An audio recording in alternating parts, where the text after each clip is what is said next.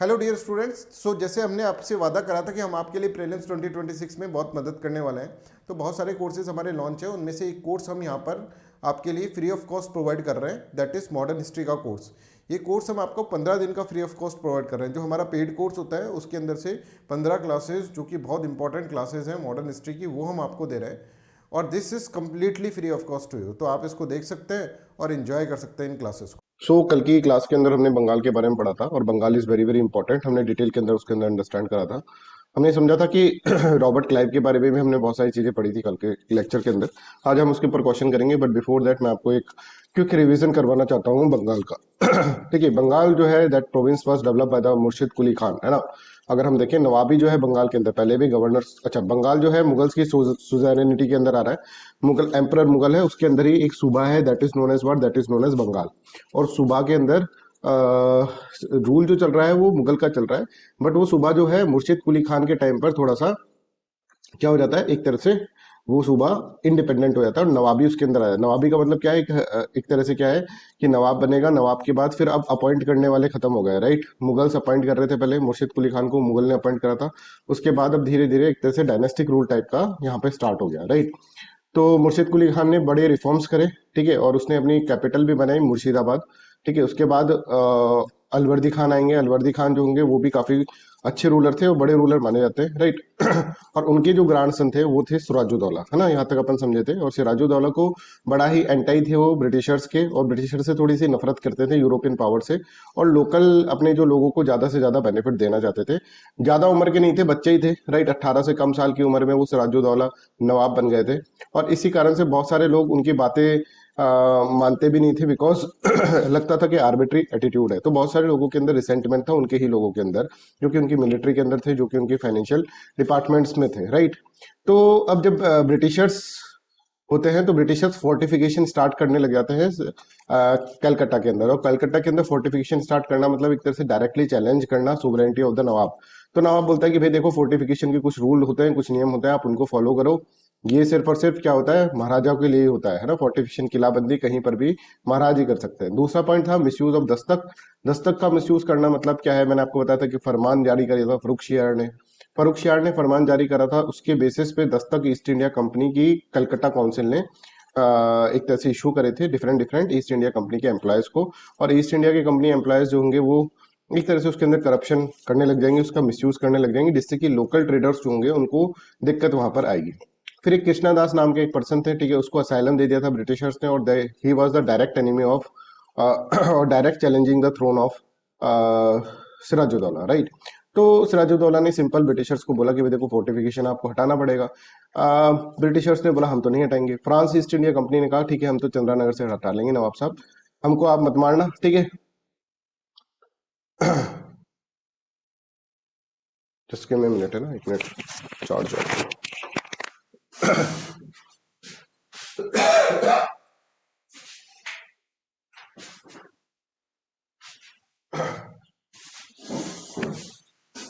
तो इस तरह से फ्रांस ईस्ट इंडिया कंपनी तो एक तरह से मान जाती है, बट ब्रिटिशर्स नहीं मानते हैं, और ब्रिटिशर्स और इनके बीच में फिर लड़ाई होती है।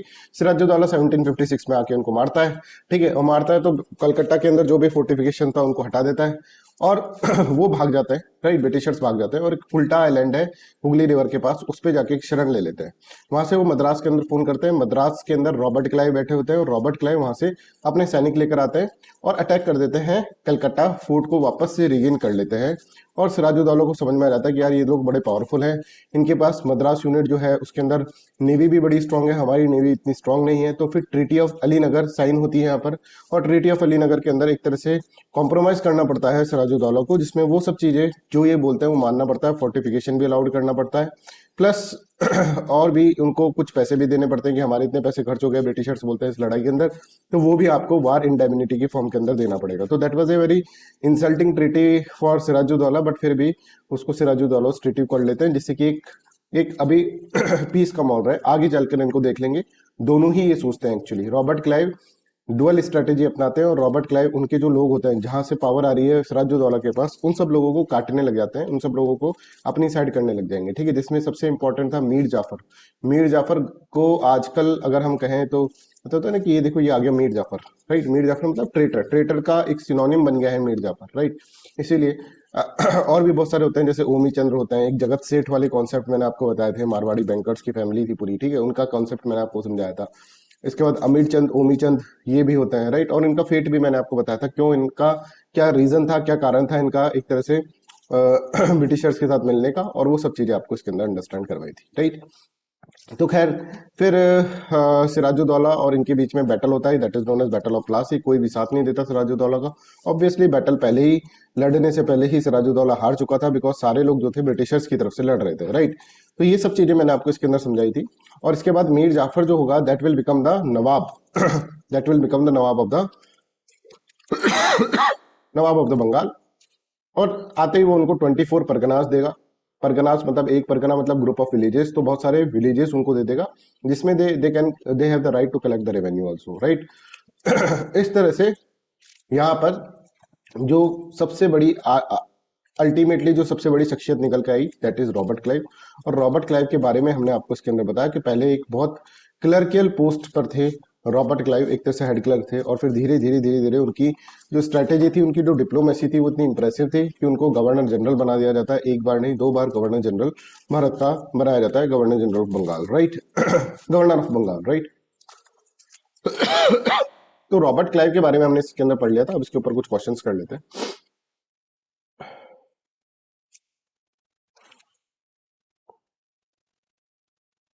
ठीक है, ये सब चीजें अपन ने पढ़ ली थी। रॉबर्ट क्लाइव किस तरह से बहुत सारा पैसा कमाता है, right.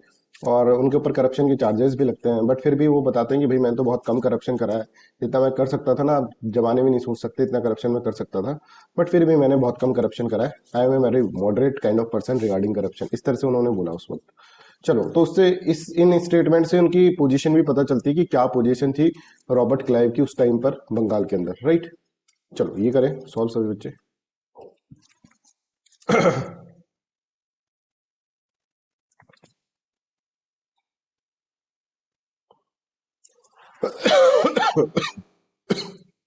Sorry.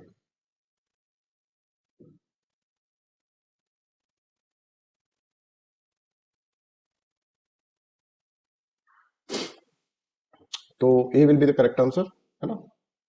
I think A will be correct answer, right. Robert Clive laid the foundation of British political power. He transferred the company from a trading political into political authority. Yes, 84th करें। इसमें थोड़ा सा आप सोच कर करना इसके अंदर।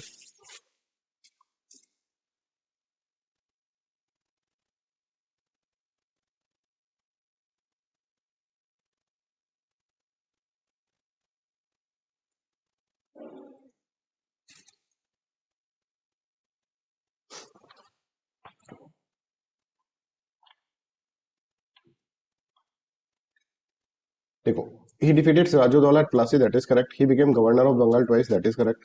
और he opposed private trade by the company official, that is also correct, है ना, बिकॉज बहुत सारा करप्शन बढ़ चुका था रॉबर्ट क्लाइव के टाइम पर। ठीक है, तो रॉबर्ट क्लाइव को एक तरह से मैंने कहा था आपको करप्शन रोकने के लिए भी भेजा था बाद में, तो कंपनी ऑफिशियल्स को प्राइवेट ट्रेड करने से ये रोकेंगे, right, that is also correct. Introduce permanent settlement, no, permanent settlement 1793 के अंदर आता है, राइट, जब तक रॉबर्ट क्लाइव जिंदा ही नहीं रहते। How many of the followings are correct, तो only 3 will be the correct answer, ठीक है। चलो, अब हम आगे बढ़ते हैं मीर जाफर के बारे में, ठीक है। मीर जाफर ने भाई उनको एक तो 24 परगनास दे दिए थे कि ये तुम्हारा एरिया, जैसे इसका रूल रेगुलेशंस बना हुआ है, ठीक है। और एक right to free trade in the province of Bengal, Bihar and Orissa, ठीक है, जो उनका था वो कंटिन्यू उसको रखा, राइट। और huge cash prices as a gift Mir Jafar देते गए। और मीर जाफर को एक पॉइंट पर पता चल गया कि भैया इनकी तो भूख कभी खत्म नहीं हो रही है, ठीक है, तो मुझे ही कुछ ऐसा करना पड़ेगा कि मुझे अपोज करना पड़ेगा। अब ये उससे गिफ्ट मांगते थे मीर जाफर से, तो 2 साल के अंदर मीर जाफर थोड़ा सा एंटी इनके पास होने लग गया, ठीक है। तो यहाँ पे देखो, British secured free trade rights in the 3 richest province Bengal, Bihar and Orissa, ठीक है। This exemptions from paying internal duties caused huge loss to the Indian merchants. और ट्रेजरी जो होगी उनकी, बंगाल की ट्रेजरी, उसको भी बहुत दिक्कत होगी, और एक तरह से मोनोपोली एडवांटेज इनको होगी। मतलब ये लोग हमारे देश के अंदर रहकर हमारे लोकल ट्रेडर्स को तो टैक्स देना पड़ रहा है, पर दे have the rights, duty free rights, है ना, इनको कोई टैक्स नहीं देना पड़ रहा। और ह्यूज कैश गिफ्ट दिया जा रहा है, दैट इज नोन एज नजराना।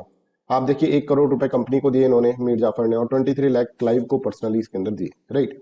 तो ऑब्वियसली मीर जाफर कहेगा कि भाई ये सब मैं कैसे देखूं, मेरी तो कोई औकात ही नहीं है, मैं तो बनना चाहता था राजूदौला, इन्होंने मेरे को बना दिया पपेट। तो 2 साल के अंदर उसको ये रियलाइज हो जाएगा, और ब्रिटिशर्स को भी रियलाइज हो जाएगा कि ये भाई सेंटी हो रहा है अपना। ठीक है, तो मीर जाफर को हटाएंगे और मीर जाफर की जगह इनके son in law that is Mir Qasim को यहाँ पर बैठा देंगे, विद अ कंडीशन कि भाई तू तो पपेट रहना, तेरे जो ससुर साहब हैं वो तो पपेट नहीं रह रहे हैं, ठीक है, आप तो कम से कम पपेट रहना, राइट। तो उसने बोला ठीक है साहब, आपको क्या चाहिए मैं आपको सब कुछ प्रोवाइड करके दूंगा। और Mir Kasim will become the what, will become the nawab of the Bengal. ठीक है, तो आप यहाँ पर देखो, सिराजुद्दौला मरते हैं, मीर जाफर आते हैं, फिर मीर जाफर जाते हैं और मीर कासिम आते हैं, राइट। अब मीर कासिम जाएंगे और फिर वापस मीर जाफर आएंगे, राइट। अब मीर कासिम की चीज अपन समझते हैं। मीर कासिम एक तरह से नेशनलिस्ट बंदा था, है ना, ये अपने लोगों के बारे में बहुत सोचता था मीर कासिम, है ना। और पर जैसे ये ब्रिटिशर्स को बनाते हैं तो ही विल बिकम पपेट, है ना। और ब्रिटिशर्स को आते ही वो 3 टेरिटरी है ना गिफ्ट कर देता है, और this territories is very important के नाम याद करना। एक का नाम है बुर्दवान, बुर्दवान एक का नाम है मिदनापुर, और एक का नाम है चिटगांव। ये बहुत इंपॉर्टेंट टेरिटरी होते हैं, ये टेरिटरी इनको गिफ्ट कर देते हैं, ठीक है।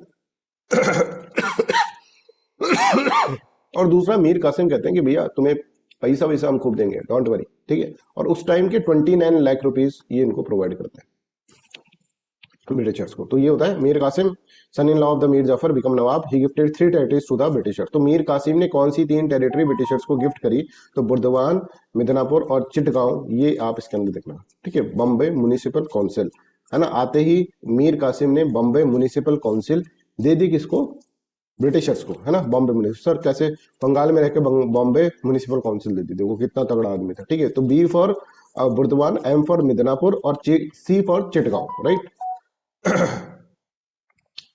तो यहाँ पर आप देख सकते हैं ह्यूज कैश प्राइसेस दिए, गिफ्ट ऑफ 29 लाख रुपीज तक यहाँ पर दिए गए, राइट। अभी also gifted huge cash prices gift, but Indian writers called it bribe, ठीक है। इंडियन राइटर्स जो थे इन्होंने इसको ब्राइब का, और कहा कि यहीं से स्टार्ट हो गया ड्रेन ऑफ वेल्थ, भारत के अंदर ड्रेन ऑफ वेल्थ जो था ना वो यहीं से स्टार्ट हो गया। और आप यहाँ पर देखते हैं दादा भाई नौरोजी एक बहुत अच्छे राइटर थे, नेशनलिस्ट राइटर, उन्होंने कहा कि ड्रेन ऑफ वेल्थ स्टार्टिंग में यहीं से हुआ, जैसे गिफ्ट देते हैं और ये सब चीजें देते थे। He also wrote a book on poverty and un British rule in India. ये सब चीजें हम इसके अंदर पढ़ेंगे, है ना, नेशनलिस्ट राइटर के बारे में डिटेल के अंदर हम पढ़ेंगे, राइट। अब क्या होता है, Mir Kasim, Mir Kasim was a nationalist type of person, ठीक है, वो अपने लोगों के बारे में काफी सोचता था। एक बार लोग इसके पास आते हैं, साहब आप नवाब हैं, पर आपको पता है आपके लोकल ट्रेडर्स के साथ बहुत बहुत मतलब एक तरह से नाइंसाफी हो रही है। ये बोलते क्या हुआ साहब, बोले यार देखो आप ये सोचो कि हम आपके खुद के लोग हैं, ठीक है, आप हमारे नवाब हैं, और बाहर का आदमी आता है वो तो यहाँ पे ड्यूटी फ्री ट्रेड कर रहा है और हमसे आप ड्यूटी ले रहे हो, और इससे हमारा ही नुकसान नहीं है साहब, मीर कासिम साहब, कासिम साहब इससे है ना आपका भी नुकसान है। कासिम बोलेगा क्या नुकसान है, मैं आपके भी तो टैक्स आएगा, तो आपकी तो रेवेन्यू के अंदर आएगा ना, बंगाल का रेवेन्यू बढ़ेगा, आपको भी नुकसान है, और उसी पैसे से आप हमारा कोई भला का काम करोगे ना, गवर्नेंस प्रोवाइड करोगे, तो अल्टीमेटली तो नुकसान हमें है, पर बंगाल का रेवेन्यू जो है, बंगाल का ट्रेजरी है, उसको भी नुकसान हो रहा है। तो कुछ नहीं कर सकते, तो कम से कम ऐसा करो कि कुछ इक्वलिटी वाली चीज कर दो। I hope this is clear to everyone. तो फिर अब ये ट्राई करेगा कि भाई ये क्या करे कि इनके ऊपर टैक्स लगाए, है ना, इनको भी ड्यूटी फ्री, पर ब्रिटिशर्स ऐसा करने नहीं देंगे। ब्रिटिशर्स ने एक रेजिडेंट नाम का बंदा भी यहाँ पे बैठा रखा, तो मीर कासिम को वो करने नहीं देगा। तो मीर कासिम कहेगा ठीक है यार, मैं इन पे टैक्स नहीं हटा सकता, राइट, तो मैं इन पे टैक्स हटा देता हूँ, अपने लोगों पे टैक्स हटा देता हूँ, क्या दिक्कत है। तो Mir Kasim will say like that कि भैया मैं अपने लोगों पे टैक्स हटा रहा हूँ, सब ड्यूटी फ्री ट्रेड करो, कोई मत दो पैसा, कम से कम इक्वल फुटिंग पे तो आओगे।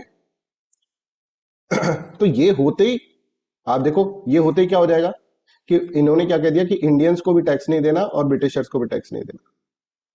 ब्रिटिशर्स को तो पहले से माफ था, आपने एक टर्म पढ़ा होगा 10 तक, 10 तक से माफ था, जिसके पास 10 तक उसके पास, है ना। तो 10 तक जो था उससे ब्रिटिशर फ्री ट्रेड करते थे।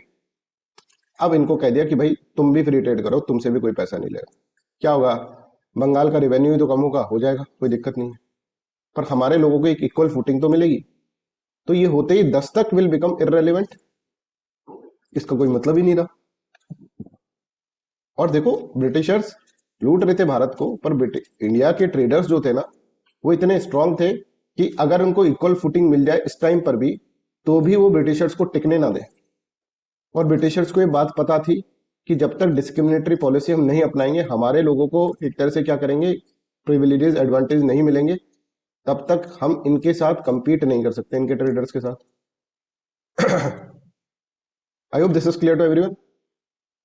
ये बात इनको पता थी बिल्कुल, राइट। तो this is how you have to understand this, ठीक है। ये चीज आपको इस तरह से अंडरस्टैंड करनी होगी। अब इनको ऐसा लग रहा है कि बंगाल के अंदर है ना बहुत दिक्कत आ रही है। कासिम को ऐसा लग रहा है, कासिम कह रहा है कि अब बंगाल से अपनी कैपिटल शिफ्ट करनी पड़ेगी, और Kasim shift his capital from Bengal to Munger. Munger is there in the Bengal, Bengal के अंदर जो मुर्शिदाबाद थी, मुर्शिदाबाद से मुंगेर की तरफ ही चले गए। Munger is there in the Bihar, ठीक है। तो आप यहां पर देखो कि अब यहां तक पढ़ लेते हैं। Misuse of the dastak by the company official, loss of revenue, local merchant face unequal competition, company servants also sold dastak to the Indian merchant for a commission. Indian merchants, क्योंकि दस्तक जिसके पास होगा वो ट्रेड कर पाएगा, तो इंडियन मर्चेंट को भी commission के अंदर फेर देते। तो बहुत lot of corruption was prevailed in that time, at that time. और इसके कारण क्या होगा, when fail to check this misuse, Mir Kasim abolish tax from all traders, सभी ट्रेडर से टैक्स यहाँ पर हटवा देंगे, और इससे दस्तक इररेलेवेंट हो जाएगी। फिर मीर कासिम ऐसे कहेंगे कि भाई इनकी एक तरह से कंपनी से सेफ डिस्टेंस रखने, क्योंकि कंपनी कलकत्ता में बैठी हुई है, राइट। कलकत्ता के अंदर तो आप अपनी कैपिटल को थोड़ा शिफ्ट कर दो तो थोड़ा दूरी बनेगी, तो थोड़ा आपका वर्चस्व कायम रहेगा। तो Mir Kasim shifted the capital from the Murshidabad to Munger in Bihar. The move was taken to allow a safe distance from the company at Calcutta. Calcutta से थोड़ी दूरी बनेगी तो इसके अंदर ठीक रहेगा। और उसको पता चल गया मीर कासिम को, अब ये लोग मेरे को छोड़ेंगे नहीं, मुझे क्या करना पड़ेगा, मुझे अपनी ब्यूरोक्रेसी को स्ट्रॉन्ग करना पड़ेगा। उसने अपनी मिलिट्री ब्यूरोक्रेसी को कह दिया कि भैया देखो, अब एक बैटल होने वाला है, उसकी तैयारी आप कर लो। I hope this is clear. Britishers को पता चल गया मीर कासिम तो भैया बहुत ज्यादा हीरो बन गया, इससे अच्छे तो अपने मीर जाफर ही थे। तो 1763 में ब्रिटिशर्स क्या करते हैं, मीर कासिम को टाटा बाय बाय करते हैं, और मीर कासिम को हटा के फिर से मीर जाफर लेकर आते हैं। ठीक है कि भाई यही सही था, मीर जाफर ही सही था, इसको कंट्रोल तो कर सकते, तो आउट ऑफ कंट्रोल जा रहा है मीर कासिम। तो आप यहाँ पर देखो, मैं आपको बोल रहा हूँ सिराजुद्दौला को मार के मीर जाफर को हटाकर मारा नहीं इसको, ठीक है। मीर कासिम को हटाकर यहाँ पे वापस मीर जाफर को बना दिया। अब मीर कासिम खुला घूम रहा है, पर मीर कासिम के साथ इसकी बहुत सारी फोर्सेज इसके साथ घूम रही है, राइट। मीर कासिम को मारा नहीं गया अभी तक, और मीर कासिम को लग रहा है कि यार इन ब्रिटिशर्स को तो थोड़ा सा हमको सबक सिखाना पड़ेगा। तो मीर कासिम फोन करता है। अब मीर कासिम किसको फोन कर रहा है समझो, मीर कासिम डायल करता है दिल्ली का नंबर। दिल्ली में बैठे थे मुगल 011 करके, ठीक है, मुगल्स के पास है ना, ये इसका एसटीडी कोड है ना 011। मुगल्स के पास करता है, हेलो सर, कौन साहब है, उसको पता ही नहीं कौन है यहाँ पे रूलर, है ना, मुगल का तो पता ही नहीं ना, वीक रूलर्स थे सारे के सारे। कौन साहब बैठा है, तो ये बोल रहा है कि मैं बैठा हूँ शाह आलम सेकंड। बोलो साहब। बोले आप कब आए, बोले ऐसे हमारा चलता रहता है, औरंगजेब के बाद हमारा कुछ भी धर्म वर्म नहीं रहा है, ठीक है, कुछ भी ऐसा रहा नहीं है हमारे, अब कोई भी आता है कोई भी जाता है। शाह आलम सेकंड बोल रहा हूँ, काम की बात करो, मीर कासिम। तो मीर कासिम कहता है साहब हमारे यहाँ बंगाल में ना बहुत दिक्कत हो रही है। बोले ओ भाई तुम वही मुर्शिद कुली खान के वंशज बोल रहे हो क्या, बोले नहीं नहीं उनके वंशज नहीं बोल रहे, बट हाँ, तो बोले वो मुर्शिद कुली खान ने हमसे कहा था कि हम ऑटोनॉमी और ये सब चीजें, अब पता चला। बोले रहने दो साहब, आपकी हालत तो हमसे भी खराब है ना। दोनों लड़ने लग जाते हैं फोन पे। बोले अब लड़ाई क्यों कर रहे हो, काम की बात करते हैं। बोले क्या, कि यार देखो आप भी वीक मैं भी वीक हो गया है ना। मीर कासिम सिंह टू शाह आलम सेकंड।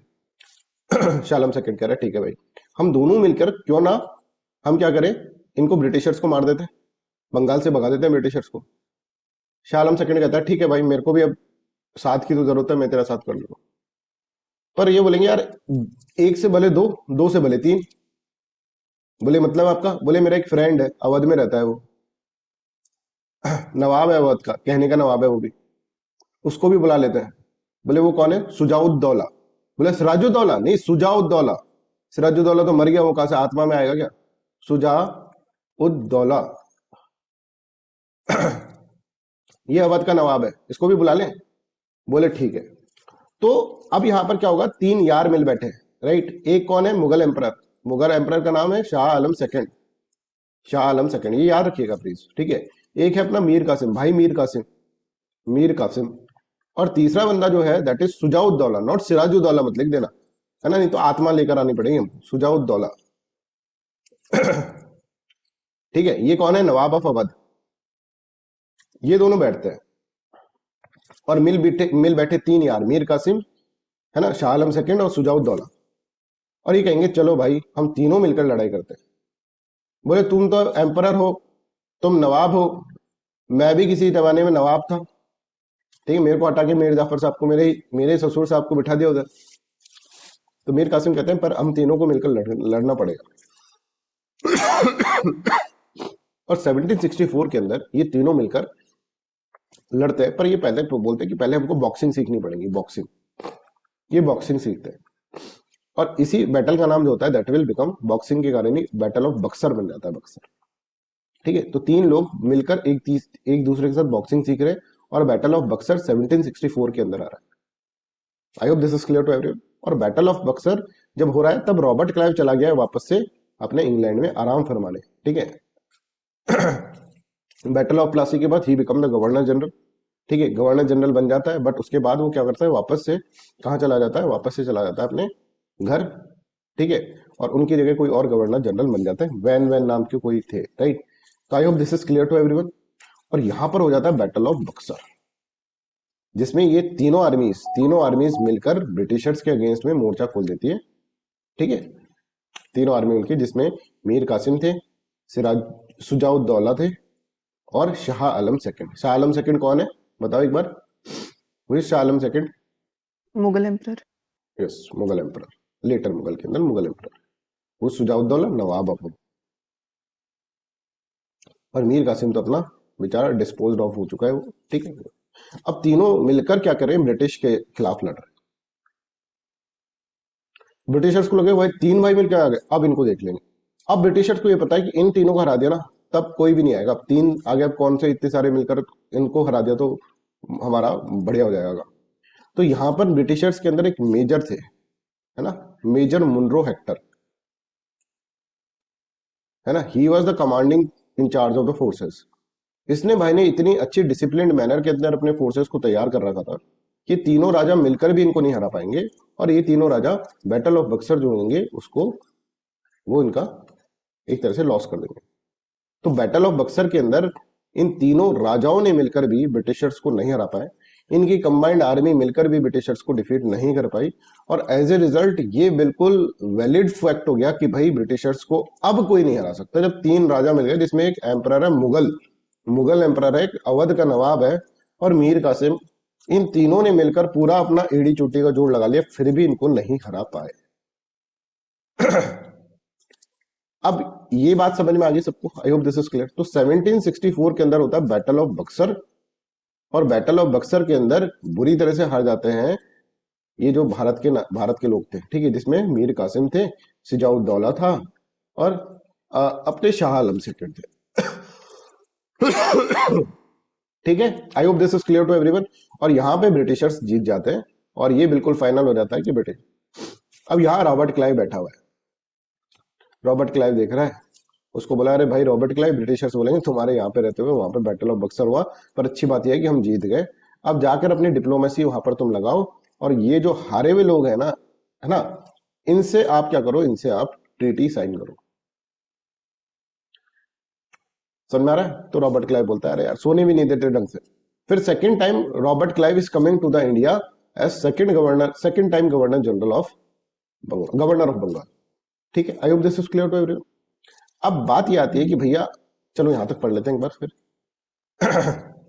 तो बैटल ऑफ प्लासी होता है, मीर कासिम को हटा दिया जाता है, फिर 1763 में मीर जाफर री इंस्टॉल्ड, और फिर बैटल ऑफ बक्सर होता है 1764 के अंदर। खैर, बैटल ऑफ बक्सर के अंदर मीर कासिम, सुजाउद्दौला और शाह आलम सेकंड, ये दोनों लड़ते हैं, राइट। सुजाउद्दौला जो थे वो नवाब ऑफ अवध थे, मीर कासिम ही थे। ठीक है, लेट एक्स आप लिख सकते हैं, एक्स नवाब, ठीक है, और नवाब ऑफ बंगाल, और Shah Alam second later Mughal emperor थे, right, versus Major Munro Hector. और यहां पर देखें British authority defeated their combined army, ले भाई अब कंबाइंड आर्मी को हटा दिया, right. British won this battle of Buxar under the command of Major Hector Munro, और मेजर हेक्टर मुनरो ने काफी अच्छी यहाँ पर leadership. After this battle Shah Alam second submitted to the British. Shah Alam second ने कहा कि भैया मेरे से तो गलती हो गई, माफी, इसके चक्कर में आ गए थे, फोन करके पता नहीं क्या क्या बोल दिया था, मीर कासिम की गलती सारी, भाई मेरे को माफ करो। ठीक है। अब क्यों हारे ये इंपॉर्टेंट है, because superior military organization and technology, Britishers के पास खूब अच्छे अच्छे गोले थे, आर्म्स एम्यूनिशन था, एक डेडिकेटेड लीडरशिप थी, और क्या चाहिए किसी इंसान को, राइट। तो ये तलवार लेके आ रहे हैं, है ना, और वो वहां से दूर से गोली चला रहे हैं। ठीक है। डेवलपमेंट ऑफ इंग्लैंड, और इंग्लैंड का डेवलपमेंट हो गया था, इंडस्ट्रियल डेवलपमेंट स्टार्ट हो गया था, तो have impact on east India company and it's army. ठीक है। ईस्ट इंडिया कंपनी और उसके आर्मी के ऊपर फिर पॉजिटिव इंपैक्ट इसका आ रहा है, राइट। Leadership lacked vision and the strategy, leadership lack थी हमारे यहाँ पर। ठीक है। Lacked vision, leadership lack vision and strategy. Indian army was not modern, neither their weapons और टैक्टिक्स आर मॉडर्न। ठीक है। कहने का बात यह है कि रॉबर्ट क्लाइव फिर आ जाएंगे, और रॉबर्ट क्लाइव इनको इलाहाबाद के अंदर बुलाएंगे। ठीक है। किसको? इन दोनों भाइयों को, एक तो शाह आलम सेकंड और सुजाउद्दौला, और वो मीर कासिम तो मार दिया था इन्होंने शायद, है ना, सुजाउद्दौला, इन दोनों को बुलाएंगे, और that is famously known as treaty of Allahabad. तो ट्रीटी ऑफ इलाहाबाद 1764 में बैटल ऑफ बक्सर होता है, और 1765 में ट्रीटी ऑफ इलाहाबाद होती है, जिसमें दो बंदे होंगे, रॉबर्ट क्लाइव और शाह आलम सेकंड से अलग से डील करेगा। ठीक है। और रॉबर्ट क्लाइव और सुजाउद्दौला एक तरह से अलग से डीलिंग करेंगे। I hope this is clear to everyone. Shah Alam second, Shah Alam second से रॉबर्ट क्लाइव बोलेंगे, भाई क्या हाल है भाई, मुगल एम्परर है, ज्यादा हीरो हो रहा है, खुद को औरंगजेब समझता है, राइट। शाह आलम सेकंड बोलेंगे, अरे भाई अब आपको क्या पता है, उन्होंने फोन करके ऐसी ऐसी बड़ी बड़ी बातें कर दी, ये कर देंगे हम, वो कर देंगे, हमें क्या पता था। तो भाई सबसे पहले तो तू एक काम कर, क्लाइव की मैं कहा इतनी देर से ये तो बता रहे हैं कि क्लाइव आया वापस 1764 के बाद, है ना, क्लाइव वापस आया, right, as a second governor, second time governor of Bengal. ठीक है। अब देखो, तो रॉबर्ट क्लाइव और शाह आलम सेकंड, राइट, और रॉबर्ट क्लाइव और सुजाउद्दौला, राइट। तो शाह आलम सेकंड से बोलेंगे, हाँ भाई क्या हाल है शाह आलम, तू तो मुगल एम्परर बन रहा है, ज्यादा औरंगजेब की आत्मा आ गई थी क्या, क्यों ऐसा क्यों फटफड़ाया। तो शाह आलम सेकंड कहेंगे गलती की माफी कर दो। ठीक है। तो बोले एक फरमान जारी कर, सबसे पहले फरमान यही जारी कर सकता था, है ना, फरमान का मतलब समझ रहे हो आप, ये क्या है कि दीवानी राइट्स जो है ना ऑफ बंगाल, बिहार और उड़ीसा, फ्री ट्रेड था पहले इनके पास, अब बंगाल, बिहार और उड़ीसा के दीवानी राइट्स हम ब्रिटिशर्स को दे रहे हैं, लिख कर दे। बोले ठीक है साहब, माई बाप आप हो, जो कहोगे वो करेंगे। तो बंगाल, बिहार और उड़ीसा के दीवानी राइट्स, अब दीवानी राइट्स का मतलब क्या होता है, I will let you know, है ना, दीवानी राइट्स किसको दे दिए, एक तरह से ब्रिटिशर्स को दे दिए। और ये बहुत बड़ी बात, क्यों बड़ी बात अभी बताएंगे। ठीक है। तो यहां पर आपको इस तरह से बोला कि आपको दीवानी राइट्स हमें देने पड़े। दूसरा, शाह आलम सेकंड से ऐसे कहा कि भाई तेरे को है ना हम कहीं और भेज रहे हैं, तू दिल्ली में रहता है तो बहुत ज्यादा एक्टिंग करता है, राइट, तेरे को कहीं और हम भेजेंगे, और वहां पर तेरे को एक पेंशनर की तरह हम रखेंगे, पेंशनर। बोले कहाँ भेजोगे, बोले अभी सीक्रेट है, पेंशनर की तरह हम रखेंगे, तेरे को पेंशन दे देंगे, 26 लाख रुपए देंगे एक साल के, चुपचाप बैठे रहिए, आप ज्यादा उड़ी मत पड़ना। तो ये ट्रीटी के अंदर शाह आलम सेकंड जो मुगल एम्परर था, उसको उन्होंने उठाकर कहीं और भेज दिया दिल्ली से। ठीक है। और दिल्ली से कहीं और कहां भेजेंगे, अभी यहां पर समझेंगे, सुजाउद्दौला से जमीन लेकर उधर ही उसको एस्टेब्लिश कर देंगे, और उसको कहेंगे पेंशन देंगे तेरे को, और तू कुछ ज्यादा हीरो मत बनाओ। ठीक है। तो एक पेंशनर बनाकर इन्होंने मुगल एम्परर को रख दिया ट्रीटी ऑफ इलाहाबाद के अंदर। I hope this is clear to everyone, यहां तक समझ में आ रहा है। ट्रीटी ऑफ इलाहाबाद के अंदर एक तरह से एक पेंशनर की तरह इसके अंदर यहाँ पर रख दिया, राइट। तो यहाँ पर ये समझ लेते हैं, Shah Alam second was commanded to reside at Allahabad, Allahabad के अंदर रहेगा। ठीक है। और एक जगह है कारा, ठीक है, चलो, राइट, उसके अंदर रहेगा, which was ceded to him by the Shujauddaula, क्योंकि सुजाउद्दौला ही उसको देगा। ठीक है। अंडर द कंपनीज प्रोटेक्शन, तो मतलब इससे लेकर इसको एक जगह दे दी, शाह आलम सेकंड को, सुजाउद्दौला से लेकर शाह आलम सेकंड को एक जगह दे दी, और शाह आलम सेकंड को कहा कि यहाँ पर ही रहना, तुम इलाहाबाद के अंदर रहोगे तुम, और इलाहाबाद में तुम महल वहल बना देंगे तुम्हारा अच्छा सा, ठीक है, और तुमको पेंशन देंगे 26 लाख, बस हीरो मत बनना। The emperor had to issue a farman granting diwani of Bengal, Bihar, Orissa to the East India company. Now understand what is diwani rights. Bengal, Bihar और उड़ीसा, ठीक है, उड़ीसा, इसके अंदर पहले ये लोग क्या करते थे, ये लोग पहले फ्री ट्रेड करते थे। ठीक है। अब दीवानी एक है ना, दीवान, दीवान जो आपने सुना होगा, दीवान, अजमेर में अभी भी दीवान रहते हैं, राइट, दीवान पोस्ट है अजमेर में, है ना। अजमेर में ही है शायद अभी तक दीवान पोस्ट है, ठीक है। अजमेर में बड़ा सिस्टम है, अलग सिस्टम है, ठीक है। एक दीवान है, खादिम्स, खादिम्स, अजमेर दरगाह आपने देखा होगा, तो खादिम्स आर वेरी पावरफुल, 5,000 के आसपास खादिम्स है वहां पर, और दे आर वेरी पावरफुल, उनका पुलिस भी कुछ बिगाड़ नहीं सकती, है ना। और एक दीवान है, इन दोनों के बीच में हमेशा टसल रहती है। खैर, अभी हम, है ना, दीवान और खादिम सिंह के बीच में अभी प्रॉफिट मोहम्मद का उर्स, उर्स फेस्टिवल होता है ना, प्रॉफिट मोहम्मद का एक फेस्टिवल होगा, उर्स फेस्टिवल, उसमें क्या होता है, झंडा लगाना होता है, राइट। तो इनमें टसल रहती है कि दीवान लगाएंगे कि खादिम्स लगाएंगे, राइट। तो खादिम बोलते हैं हम लगाएंगे, दीवान बोलते हैं हम लगाएंगे। और इस कारण से वहां की पुलिस फोर्सेस को बड़ी ही मुसीबत का सामना करना पड़ता। अजमेर दरगाह के बारे में तो आपने सुना होगा, राइट। तो बहुत अच्छी प्लेस है, ठीक है, मैं गया हुआ हूँ, बट वहां पर बहुत सारा, मतलब जाकर ऐसे शांति तो मिलती है, पर ये लोग है ना, ये सब माहौल ऐसा बना रखा है इन लोगों ने कि अशांत कर देते हैं सिस्टम को पूरा, ठीक है। वहां पर जाकर आप जाओगे ना, तो तुमसे तुमसे क्या, सबसे, मतलब कोई भी जाएगा ना, तो एक खादिम्स ने ऐसी लॉबी बना रखी है वहां पर, ठीक है, कि वो आपसे मनी ले लेंगे, ठीक है, पैसा लेंगे भाई, ये करने के पैसा मिलेगा, लगेगा, और मतलब ऐसा लगता है जैसे जबरदस्ती आपसे पैसा ले रहे हैं। खैर, जो भी है। अच्छा, तो बंगाल, बिहार और उड़ीसा, इसके अंदर दीवानी राइट्स आपको देने होंगे। तो दीवानी राइट्स क्या होते हैं, समझो। दीवानी राइट्स का मतलब क्या है कि यहाँ पे किसान है, किसान टैक्स देगा, तो टैक्स कलेक्टर जो होगा, ठीक है, that will be what, that will B Britishers. वो टैक्स किसकी जेब में जाएगा, ब्रिटिशर्स की जेब में। मतलब यहाँ पर जो लैंड होगा, उससे रेवेन्यू जो जनरेट होगा, लैंड रेवेन्यू होता है ना, लैंड टैक्स, वो सारा का सारा ये लोग लेंगे, राइट। किसकी जेब में जाएगा, ब्रिटिशर्स। तो बंगाल, बिहार, उड़ीसा के अंदर लैंड रेवेन्यू जो है, that is going to the Britishers.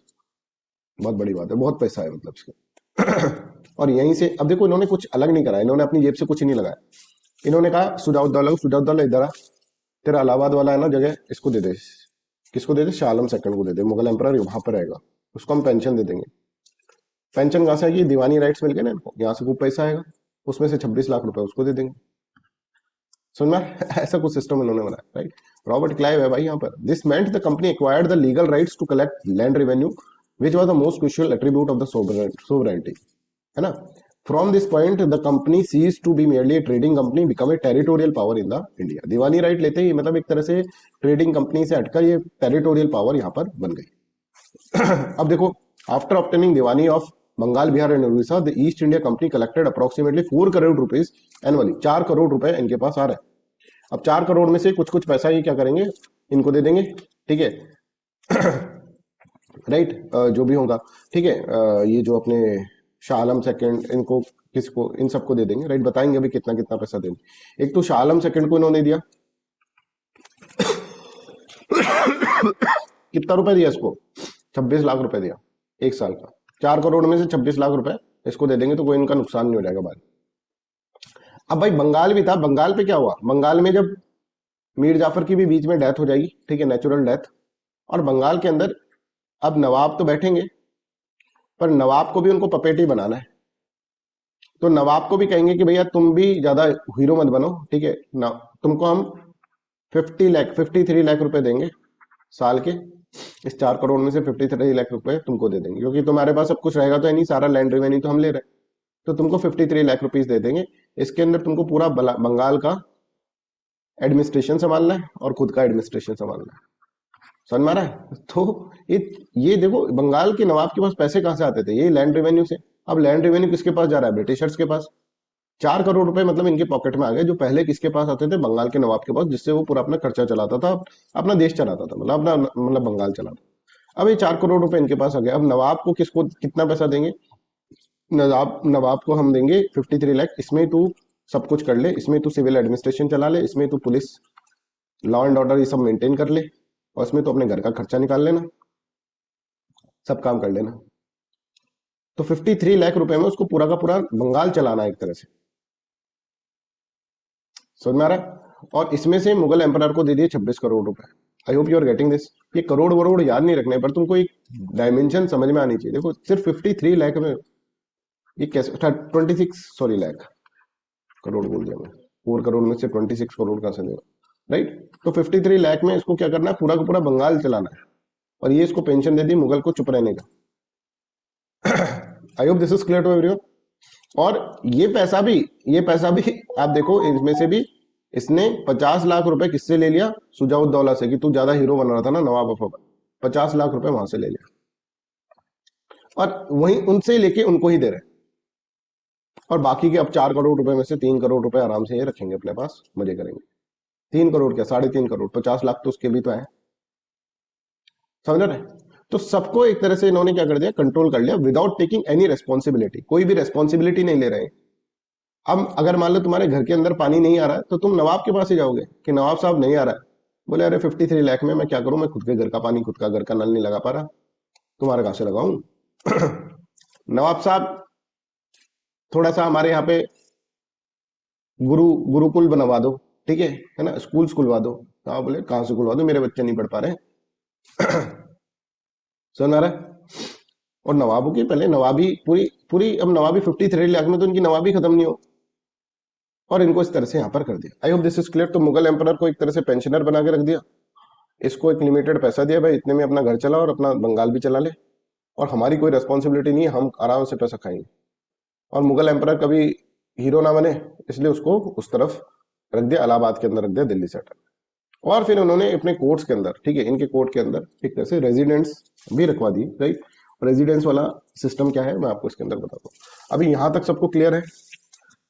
Is this clear with everyone? ठीक है।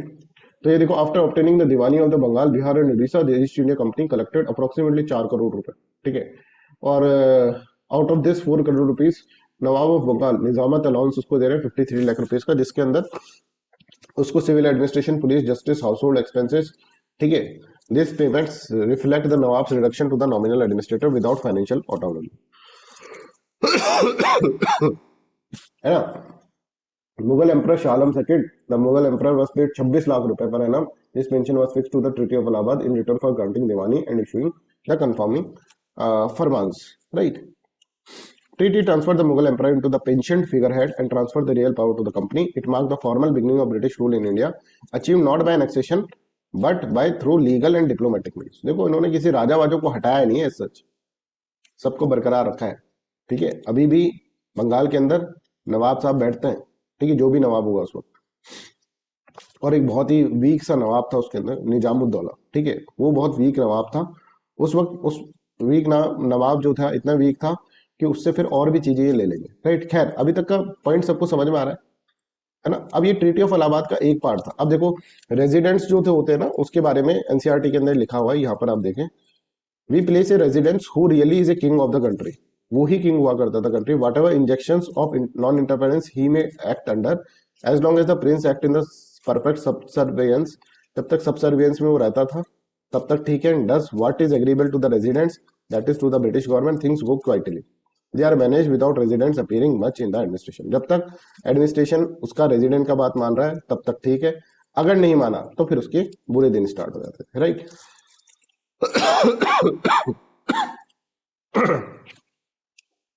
रॉबर्ट क्लाइव एंड सुजाउद्दौला, ठीक है, वो तो अपने देखा शाह आलम सेकंड के साथ करी, अब सुजाउद्दौला को बुलाया। सुजाउद्दौला सब बोला कि इलाहाबाद और कारा, ठीक है, ये दो चीजें तू दे दे Shah Alam second.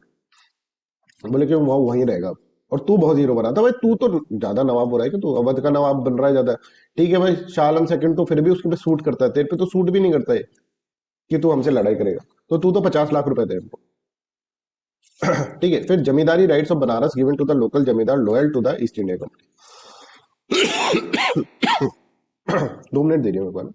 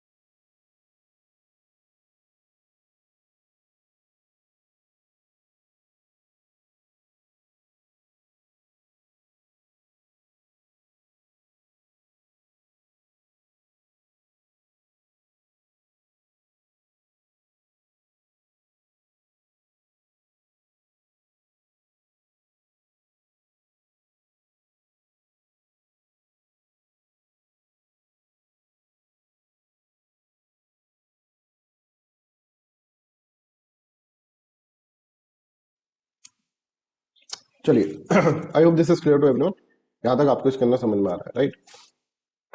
Awadh accepted the position of the British dependent state, कि मैं तुम्हारा डिपेंडेंट रहूंगा, जन्म भर तुम्हारी सेवा करूंगा, marking the beginning of the British political dominance in the north India. Company agreed to defend British. Awadh क्या, अवध से भी बोले कि भाई तेरे को कोई, अब तू मान गया ना हमारी बात, तू हीरो भी नहीं बन रहा, 50 लाख रुपए भी दे दिए, अब तेरा प्रोटेक्शन हमारी जिम्मेदारी, तू हमको क्या कर, एक तरह से हमारा लॉयल बंदा रहा, specially the Marathas in return for the political loyalty, है ना। मराठास से हम तेरे को बचा लेंगे। मराठास का क्या सिस्टम है ये आज अपन स्टार्ट कर देंगे। इलाहाबाद एंड कारा was taken away from Awadh and handed over to the Mughal Emperor Shah Alam II, weakening Awadh strategically। ठीक है, वहां पे अवध को वीक कर दिया, वहां पे मुगल को दिल्ली से उठा के ये दे दिया, तो मुगल वीक हो गया, मुगल को पेंशन देने लग गए, और ऐसा कुछ दिमाग करा। ये काम रॉबर्ट क्लाइव ही कर सकता था, इसलिए इसको भेजा था। Awadh was deliberately maintained as a buffer state between the British controlled Bengal and the potential Afghan or the Maratha invasion। ठीक है, अब देखो जैसे भारत है, राइट, मेरे को मैप आता नहीं है बनाना, टू बी वेरी फ्रैंक। ठीक है, यहाँ पर समझ लो, यहाँ पर पूरा ये बंगाल वाला एरिया है, राइट, यहाँ पर होता है अवध। ठीक है, तो अवध को एक तरह से बनाए रखा था कि एक बफर होगा। ठीक है, यहाँ से अगर जैसे मराठास यहाँ से बढ़ रहे हैं, ठीक है, तो अवध जो होगा एक तरह से बफर की तरह यहाँ पर क्रिएट करेगा बंगाल को बचाने के लिए। और यहाँ से मान लो अफगान आ रहे हैं, अफगानी आते हैं बहुत सारे, ठीक है जैसे नादिर शाह, अहमद शाह अब्दाली, नादिर शाह तो खैर ईरान से आता है, अहमद शाह अब्दाली अफगानी, ठीक है, अब अहमद शाह अब्दाली आते हैं यहाँ से, ठीक है, तो Awadh will be act as a buffer between this, है ना। तो यहाँ पर अगर आप देखें, द ट्रीटी इफेक्टिवली एंडेड ये, और Awadh was deliberately maintain a buffer state between the British control Bengal and potential Afghan और the Maratha invasion from the north west. I hope this is clear to everyone, यहाँ तक सबको समझ में आया। अब ये तो हो गई बातें, ठीक है, अब करते हैं हम क्वेश्चंस। 85th क्वेश्चन को,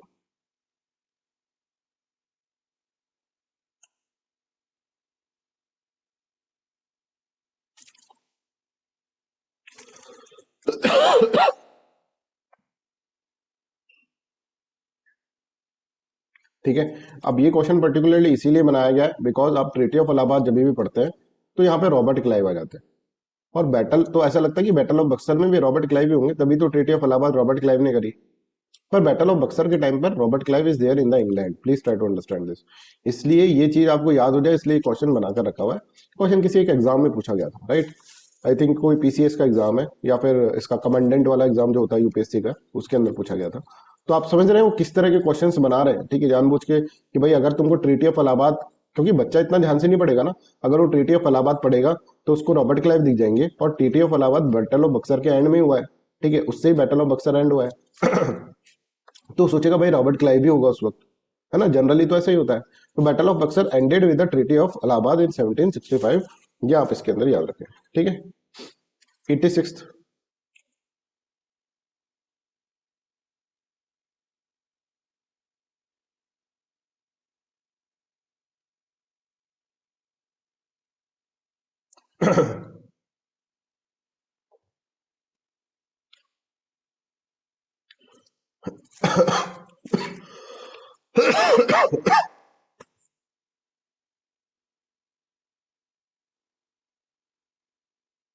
ठीक है, ये समझ में आ रहा है। ये गहराई वाले क्वेश्चंस पूछ सकते हैं, ये तो आपको समझ में आता है कि सिराजुद्दौला आत्मा बन के तो लड़ेगा नहीं, वो तो पहले ही मर चुका है ना। British annex the Awadh state and executed nawab, ये भी गलत है, नवाब को कहाँ एग्जीक्यूट करा उसने, उससे ही बात कर रहा है nawab Shujauddaula. British got the diwani rights of the Bengal after this battle, yes, third is correct, 3 only will be the right answer. 87 करो।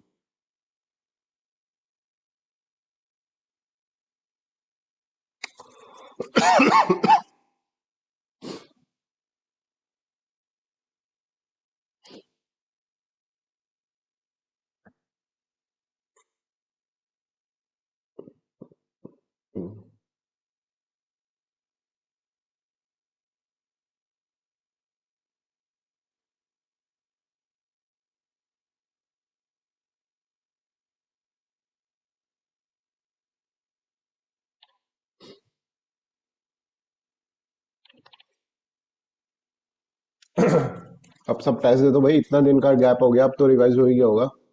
तो एक तुमको थोड़ा सा डील दे दो ना, हमेशा ऐसा था कि संडे को टेस्ट देना है तो संडे को देना है, अब तुमको थोड़ा डील दे दिया कि ठीक है चलो, तो तुमने बस अब पता नहीं क्या सोच लिया, अब अगले अगले हफ्ते का टेस्ट देना है कि नहीं देना, पहले ये वाला तो खत्म कर लो, है ना। किसी बच्चे ने दिया टेस्ट अभी तक? Anyone in the class? तुमको देना ही नहीं चाहिए डील, मतलब संडे तो मतलब संडे ही बोलना चाहिए। अभी तुम्हारा पीसीएस का एग्जाम था, इसका एग्जाम था, तो मैंने देखा भाई थोड़ा सा तुमको गैप दे, पर तुम तो दे ही नहीं रहे हो अब टेस्ट। ऐसे नहीं चलता ना। अब आपका रिवाइज हो गया होगा, इतने दिन हो गए यार, पिछली बार भी टेस्ट नहीं हुआ, अभी भी टेस्ट। अब थोड़ा सा लीनियंट नहीं हो गए तुम लोग? पहले जोश जोश में आते हो, फिर लास्ट के अंदर अब देखना, लास्ट में एक बच्चे को पढ़ा रहा हूँ मैं, फरवरी मार्च के आसपास। तो यहाँ पर वो भी आ जाए तो आ जाए, नहीं तो खुद ही क्वेश्चन कर रहा हूँ, सॉल्व खुद ही पढ़ा रहा हूँ। मतलब यार तुम लोग यार कंटिन्यूटी रखो, consistency is very much required. कम पढ़ लो पर कंसिस्टेंट पढ़ो। जब चीजों को गियर अप करना है तब तो तुम लोग थोड़े से ढीले पड़ गए। दिस इज नॉट राइट ना भाई, गियर अप करना है चीजों को। अब तो भाई दिसंबर आ गया है, अब क्या होगा? क्रिसमस के बाद तो बस फिर एग्जाम ही है, नेक्स्ट इवेंट तो। समझ में आ रहा है? क्रिसमस के बाद क्या आएगा? होली वोली तो मनानी नहीं है भाई। होली में मत गैप ले लेना। होली का टाइम पीरियड ऐसा होता है जहां पर आप बहुत ज्यादा पढ़ रहे हैं, बहुत ज्यादा डूबे हुए एग्जाम की प्रिपरेशन में। ये रंग वंग लगाने से सब कुछ खराब हो जाएगा आपकी जिंदगी में। ठीक है, अगली दिवाली अगर सही से बनानी है तो ये वाली होली जो है ना उसको अवॉइड करना पड़ेगा। और थोड़ा हेल्थ वेल्थ का ध्यान रख लो, बीमार बीमार मत पड़ जाना, अभी बहुत लोग बुखार में है। राइट, तो थोड़ा ढकवक के रखो अपने सर्वर को। राइट, टोपा वोपा पहन लो, ये बहुत इंपॉर्टेंट है अभी इस टाइम पर। यहाँ पर बीमार नहीं पड़ना है पर को पढ़ना है तो फिर अगर बीमार हो गए तो फिर दवाई लेके पढ़ो आराम से। पर अगर सब बीमार हो गए, सर में दर्द, तो पढ़ना तो पड़ेगा भाई, देखो कैसे भी, है ना। तो grant of diwani rights of Bengal Bihar Orissa to the company, that is correct. Recognition of Shah Alam second as the Mughal emperor, ठीक है। Transfer of the police and judicial power to the company, company क्या है मैं कह लूँ, तुम लो सारी रेस्पॉन्सिबिलिटी के काम तुम लो, अकाउंटेबिलिटी के काम तुम लो, और पैसा मैं दूंगा नहीं। Annual pension to the Shah Alam second, that is correct. तो first is correct, A will be correct answer. ये करो।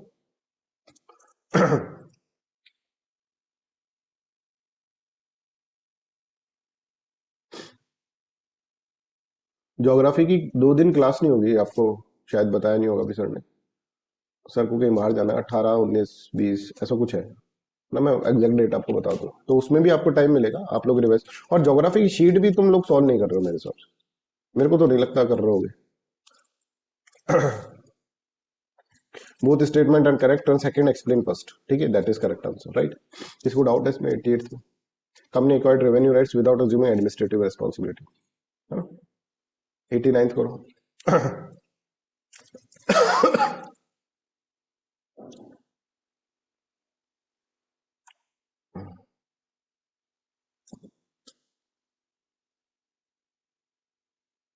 हम्म,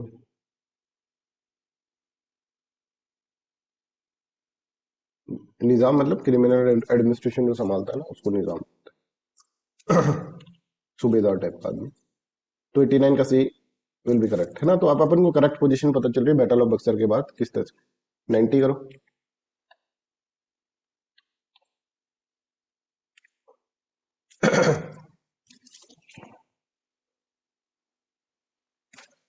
आज शाम तक का आपके पास टाइम है, आज शाम तक आप सभी बच्चे टेस्ट दे दें, उसके बाद नहीं तो आपको सॉल्यूशन नहीं दिया जाएगा। जो भी बच्चा टेस्ट देगा उसको ही सॉल्यूशन मिलेगा, ठीक है। और नेक्स्ट जो टेस्ट होगा उसका अभी से सुन लो।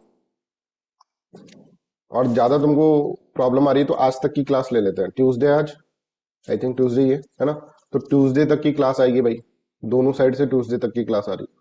राइट, ज्योग्राफी के अंदर और मॉडर्न हिस्ट्री के अंदर, और पॉलिटी का वो है, वो पूरा रिवाइज करना है आपको।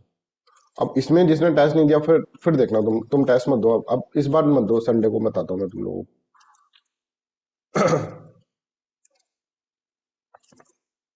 तो Allahabad and Banaras was surrender to the Shah Alam second by the nawab Shujauddaula, ठीक है। बनारस नहीं भाई, इलाहाबाद एंड कारा, ठीक है। तो ये गलत हो। Shah Alam second agreed to पे, शाह आलम सेकंड ने पे नहीं कराया 50 लाख रुपए, सुजाउद्दौला ने कराया। अभी पढ़ा है, अभी में गलत कर दिया, D will be correct answer. Shah Alam second ने थोड़ा ना पे करा था, शाह आलम को तो वो दे रहा था 26 लाख रुपए पेंशन की तरह। ठीक है, I hope this is clear to everyone.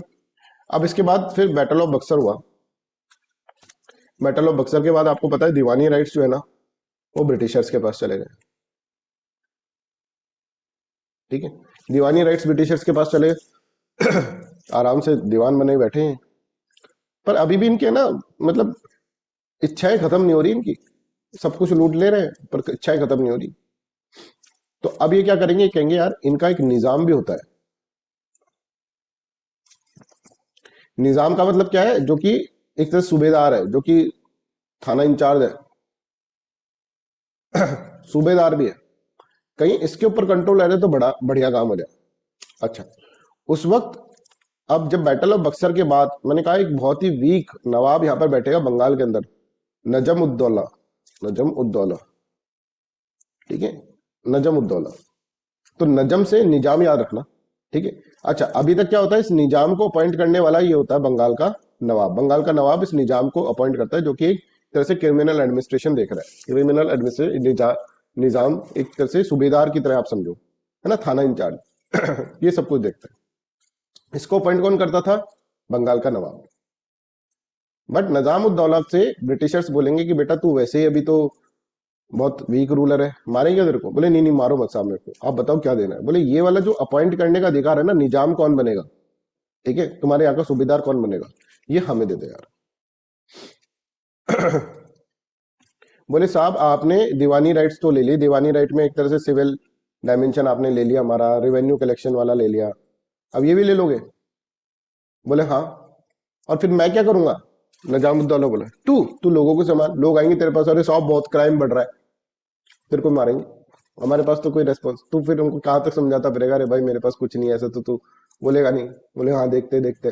तो सारी रेस्पॉन्सिबिलिटी तू रख बेटा, क्रिमिनल और सिविल एडमिनिस्ट्रेशन हम रखेंगे, ठीक है। डायरेक्टली कंट्रोल हमारा है, इनडायरेक्टली कंट्रोल हमारा है, पर डायरेक्टली फेस किसका दिख रहा है? तेरा दिख रहा है।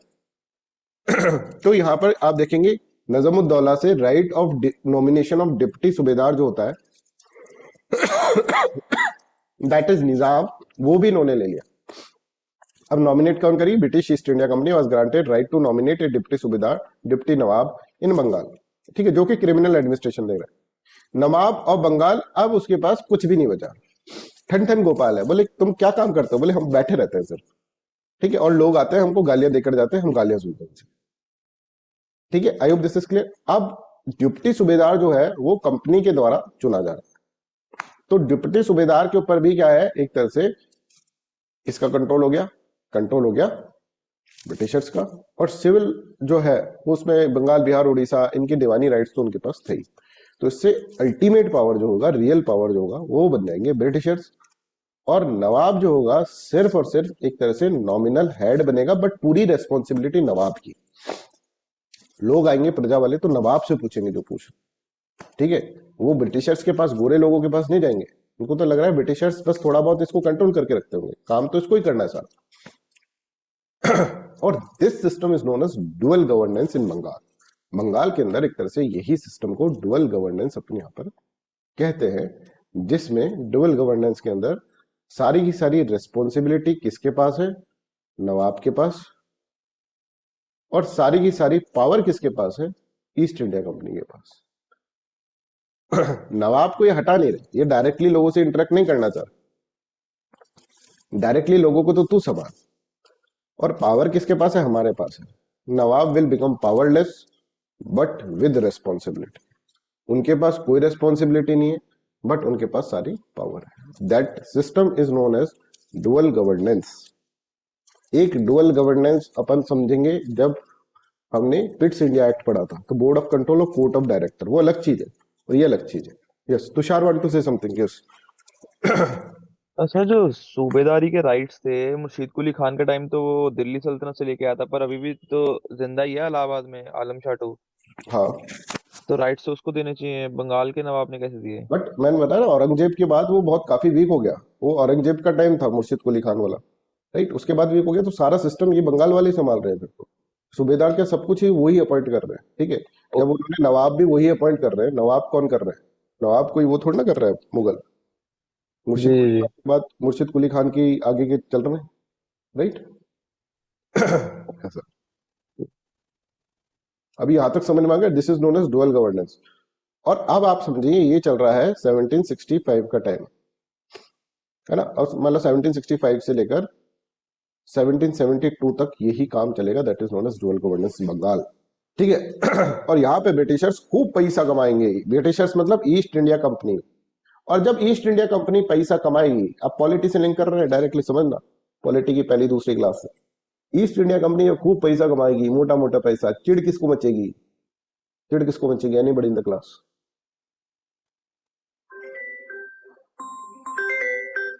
बताओ, जल्दी से बताओ भाई। ईस्ट इंडिया कंपनी खूब पैसा कमा रही है। ब्रिटिश पार्लियामेंट, ठीक है, ब्रिटिश पार्लियामेंट के अंदर जो एमपी बैठे हैं वो बोल रहे हैं भाई हम तो बस ऐसे ही कि ऐसे एमपी बन के ऐसे ही खुश हो रहे हैं। असली कमाई तो कौन कर रहा है? ये कर रहे हैं ईस्ट इंडिया कंपनी वाले। रॉबर्ट क्लाइव को देख के तो उनकी आंखें चौड़ी हो जाएंगी ऐसे ही हो, और भाई इतना पैसा कमा के लाए, इतनी चौड़ी हो जाएंगी कभी सही नहीं होंगी, फिर आंखें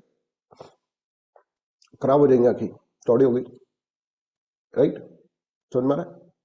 ये बोलेंगे साहब यार इनको तो ये नवाबों को हटा के ये डुअल गवर्नेंस कर करके सारा पैसा अब किसकी जेब में जा रहा है? ईस्ट इंडिया कंपनी की जेब में जा रहा है। और हम क्या कर रहे हैं? हम कोई रूलर है? असली रूलर तो भाई ये है। और फिर क्या आएगा बताओ? फिर क्या करेगी ब्रिटिश पार्लियामेंट? रेगुलेटिंग एक्ट लाएगी 1772। Are you getting this point?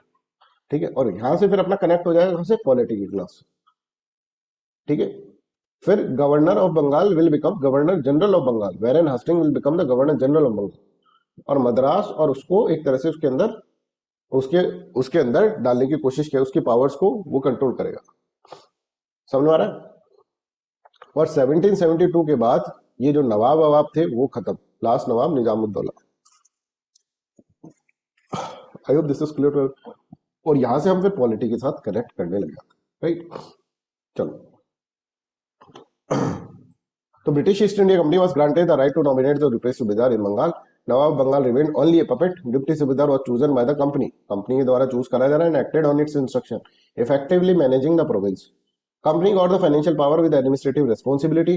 Nawab got administrative responsibility without financial power. समझ में आ रहा है? ये सिस्टम जो है ना, this system is known as dual governance. तो डुअल गवर्नेंस इन बंगाल, ये वाली चीज अपन को इसके अंदर याद रखनी। This arrangement continued from the 1765 to 1772. During this phase, the resources of Bengal were directly plundered by the British officer. कोई नवाब ववाब, कोई सूबेदार, सब इनके ही लोग हैं। Due to this jealousy arose among the parliamentarians of the Britain, and they decided to regulate the affairs of the private trade company. और यहां पर आप देखेंगे 1772 में डुअल गवर्नेंस ये जो चल रही थी इसको एंड करा जाता है, नवाब की पोस्ट को हटाया जाता है। वेरेन हास्टिंग को direct rule of East India company was establish through Warren Hasting, और वेरेन हास्टिंग को गवर्नर जनरल ऑफ बंगाल यहां पर बना दिया जाता है। और गवर्नर जनरल ऑफ बंगाल के अंडर में गवर्नर ऑफ मद्रास और गवर्नर ऑफ बॉम्बे आ जाते हैं। आगे की कहानी आपको पता है। तो एक कनेक्शन अपन यहां पर एस्टेब्लिश कर रहे हैं पॉलिटिक्स, है ना?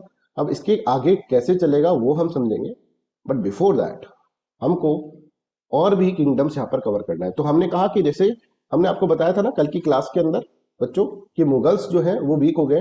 1707 में औरंगजेब की डेथ हो गई। अब एक बात और ध्यान रख लो भाई, अभी तो अच्छा लग रहा है कहानी सुनने में, अभी तो सब कुछ कनेक्ट हो रहा है, ठीक है, मजा भी आ रहा होगा। हाँ सर पढ़ने में यार, रिवाइज नहीं करोगे यहाँ पे भी गड़बड़ है। पॉलिटी में एक सबसे बड़ी तुमने गलती करी। क्या गलती करी? कि तुमने शॉर्ट नोट्स नहीं बनाए, इसलिए अब एग्जाम नहीं दे पा रहे हो, है ना? हर बच्चे की यही समस्या आ रही है, सर इतना सारा कहाँ से रिवाइज करें? तो क्यों नहीं बनाए? क्या हो गया था सर? किसने तुम्हारे हाथ रोके थे? तुमसे कह कह के गला गला खराब कर लिया हमने, ठीक है, क्या कह कि शॉर्ट नोट्स बना लो बना लो बना लो, नहीं बनाए, अब बनेंगे भी नहीं वो।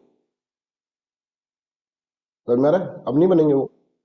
अब तुम्हारे अंदर से बहुत ही अगर बहुत अच्छी आत्म तुम्हारी जो विल पावर है वो भगवान तुम्हारी विल पावर को बहुत ज्यादा बढ़ा देगा, तब बैठकर तुम बना सकते हो। मेरे को पता है शॉर्ट नोट्स में कितना मेहनत लगता है, बट अगर क्लास के साथ बनाओगे तो कब बन जाएंगे पता ही नहीं चलेगा। पर क्लास के साथ हम क्यों बनाए सर? हम तो एक्स्ट्रा ऑर्डिनरी टैलेंटेड बच्चे हैं, हम क्या बनाए? और शॉर्ट नोट्स की हमको क्या जरूरत है सर? हम तो है ना, अब ये पीपीटी के प्रिंट आउट निकाले हैं तुमने, लगा लो ऐसे जो है ना, एक के ऊपर एक रख दो, वहां दीवार पे टच कर जाएगा ऊपर छत पे। फिर सिड्डी ले आना, एक एल्यूमिनियम वाली सिड्डी आती है ना, वो ले आना, फिर उठा के फिर ऐसे से लेते रहना, बस यही काम करना। शॉर्ट नोट्स बना लो भाई, इसकी हिस्ट्री के बनाओ, नहीं तो क्या करोगे? करोगे कैसे रिवाइज ये बताओ? अब पूरा पॉलिटी आ रहा है, अब पता चल रहा है तुमको शॉर्ट नोट्स का इंपॉर्टेंस। अब करो, अब बस माथा पकड़ के बैठे रहो। और यही चीज एग्जाम में होने वाले, एग्जाम से पहले भी तो रिवाइज करना पड़ेगा। सर इतना हो गया, अब हम क्या कहां से करें? तो इतना कितना हो गया? तुम्हारे कारण नहीं तो आया, वो इतना हुआ है। तुमको लग रहा है कि भाई मेहनत तो कोई और कर ले, फ्रूट हम खा लें, तो कर्मा थ्योरी तो भाई चलेगी। शॉर्ट नोट्स बनाने पड़ेंगे। जिस कोई भी बच्चा ऐसा बता दो मेरे को जो सेलेक्ट हुआ और उसने शॉर्ट नोट्स नहीं बनाया, टाइम रहते रहते चेत जाओ भाई, नहीं तो कुछ नहीं है फिर लाइफ में। भाई मेहनत कर रहे हैं अपन लोग, शॉर्ट नोट्स क्यों नहीं बना? अभी हिस्ट्री की शॉर्ट नोट्स बनाना छोड़ दिया ना तुमने, फिर तुम्हारे हाथ में कुछ नहीं रहेगा। दो सब्जेक्ट ऐसे हो जाएंगे जिनके शॉर्ट नोट्स आपने बनाए नहीं। ज्योग्राफी में तो सर वैसे ही शॉर्ट नोट्स बना के ही दे रहे हैं आपको, है ना? आप लोग सब कह रहे हो, सर से बात हुई थी राइट? तो आपसे बात भी कर ली थी सर ने, आप लोगों ने भी बोल दिया था सबसे, ठीक है, तो that will be fine. Sir ने बोल दिया कि सर हाँ बच्चों को प्रॉब्लम है सच में, मैं कर दूंगा, ठीक है। तो कर लो हिस्ट्री के इतने। अभी पता है कि कौन सी स्लाइड चल रही होगी? एक चल रही होगी 350 स्लाइड चल रही होगी। तुम इससे थोड़ा ना पढ़ सकते हो यार, ये तो तुमको डिटेल में पढ़ाने के लिए इसलिए क्योंकि तुमको चीजें समझ में आ जाए, मजा आने लग जाए बस, है ना? एक तुम्हारा पैटर्न बन जाए। इस पे बिल्कुल डिपेंडेंट मत रहो, अपने शॉर्ट नोट्स बनाओ। और शॉर्ट नोट्स का ये भी एक इम्पॉर्टेंट इफ मतलब आपको एडवांटेज ये रहता है बच्चों कि शॉर्ट नोट्स अपनी राइटिंग में बनाते हो आप, तो दैट इज मच बेटर, ठीक है। शॉर्ट नोट्स राइटिंग में बनाते हो ना अपनी राइटिंग में, तो mind is very habitual with your writing, तो वो देखते पकड़ लेते हैं तो अपना ही भाई है, तो वो ज्यादा ग्रैब कर लेगा उससे। और यूज कलर्ड पेन्स, ठीक है। जैसे ये देखो मैंने मंगवा लिए कलर्ड पेन्स, क्योंकि अब आप लोग तो ये सारे कलर्ड पेन्स हैं, ठीक है। क्यों मैंने मंगवा लिए? क्योंकि आपने तो पॉलिटी के बनाए नहीं, क्या करें, हम बना के देंगे अब आपको, है ना? पर मैं हिस्ट्री के नहीं बनाऊंगा। पहले सुन लो, बहुत बहुत टाइम लगता है इसके अंदर, हिस्ट्री के आप खुद बनाओगे, हर चीज मैं कर दूंगा तो फिर पास भी मैं ही हो जाऊंगा ना। तो खुद करोगे, मेहनत करने से इतने कतराते क्यों यार? अभी मेहनत कितनी ही तो महीने करनी है, 5 ही तो महीने मेहनत करनी है, उसके बाद तो फिर बैठना ही है। 5 महीने मेहनत करने से इतने कतरा क्यों रहे हो यार? कर दो ना, जितना है सब कुछ निकाल दो ना अपना। क्या करते हो सुबह से लेकर शाम तक लाइब्रेरी में बैठ के? करते क्या हो तुम? यही करना है तुमको, शॉर्ट नोट्स पढ़ा तो दिया है, वीडियो वापस थोड़ा ना देखोगे। शॉर्ट नोट्स बनाओ, ये सब काम करो, नहीं करोगे नहीं होगा सिलेक्शन, पहले ही बोल रहा है। कोई सिलेक्शन बैच ऐसे थोड़ा ना, बैच में एनरोल कर लिए हो गया सिलेक्शन। इतना इजी थोड़ा ना, मेहनत तो करनी पड़ेगी, शॉर्ट नोट्स बनानी पड़ेंगी तुम लोगों को। हम कहाँ तक आपकी मदद कर देंगे एक बात बताओ? हमारे पास भी तो 24 घंटे ही हैं। हम तुमको उसमें पढ़ा भी दें, खुद भी पढ़ लें, तुम्हारे लिए रिसर्च भी कर दें, तुम्हारे लिए ये भी कर दें, तो ऐसा तो नहीं हो सकता ना भाई। जितना कर पा रहे हो उतना कर रहे हैं, पर तुम सिलेक्शन तुम्हें ले। अब तुम जब तक शॉर्ट नोट्स नहीं, शॉर्ट नोट्स की तो एक रिवीजन हो रहा है तुम्हारा बनाने में, वो रिवीजन तुम अवॉइड कर रहे हो। पॉलिटी में हो गया जो हो गया, उसको छोड़ो, अब तुम इसका बना लो प्लीज, हिस्ट्री का शॉर्ट नोट्स बना लो, पहली क्लास से लेकर अभी तक की क्लास, 4 क्लास ही हुई है अभी तो। और इतने, मतलब तुम इतने वो हो गए हो यार, मतलब तुमको डांटने का भी कोई फर्क नहीं पड़ रहा है। मैं तुमको बोलता हूँ कि बनाकर दो, नहीं दे रहे। पैसे दे दिए सबको, अब ये नोट्स भी बनाकर दें सबको। कहता हूँ कि भाई बनाकर मेरे को है ना मिल जाने चाहिए आज की डेट में। तुम्हारे कुछ वही नहीं, अभी ऑफलाइन क्लास होती तब बताता मैं तुमको। दूर दूर बैठे हो ना तो तुम मजे कर रहे हो। अब सब अपने पेरेंट्स के नंबर देना, एक तो सब अपने पेरेंट्स के नंबर दो। अभी लिखो यहाँ पर, सब बच्चे, सारे पेरेंट्स के 7 बच्चे बैठे हैं यहाँ पे, सब पेरेंट्स के, अंजलि शर्मा, केतन, मनोज, मोनिका, तलवीन, तुषार। तुमसे बात ही नहीं करनी है मेरे को, सब नंबर दो यहाँ पर। मतलब व्हाट्सअप करो, अभी मेरे को व्हाट्सअप करो सब बच्चे। जब व्हाट्सअप नहीं करोगे तब तक ये 6 बच्चे व्हाट्सअप नहीं करेंगे, मैं नहीं कर रहा हूँ। व्हाट्सअप करो सब बच्चे, यहाँ पे मत दो, ठीक है, व्हाट्सअप कर लो। सब बच्चे अपने पेरेंट्स के नंबर दें। मोनिका के आगे अंजलि अपने नंबर दो पेरेंट्स के, तुषार, मनोज, केतन, फटाफट दो। अंजलि, केतन, मनोज, तुषार के आ गए, केतन के आ गया। मनोज तुम्हारे नंबर दो।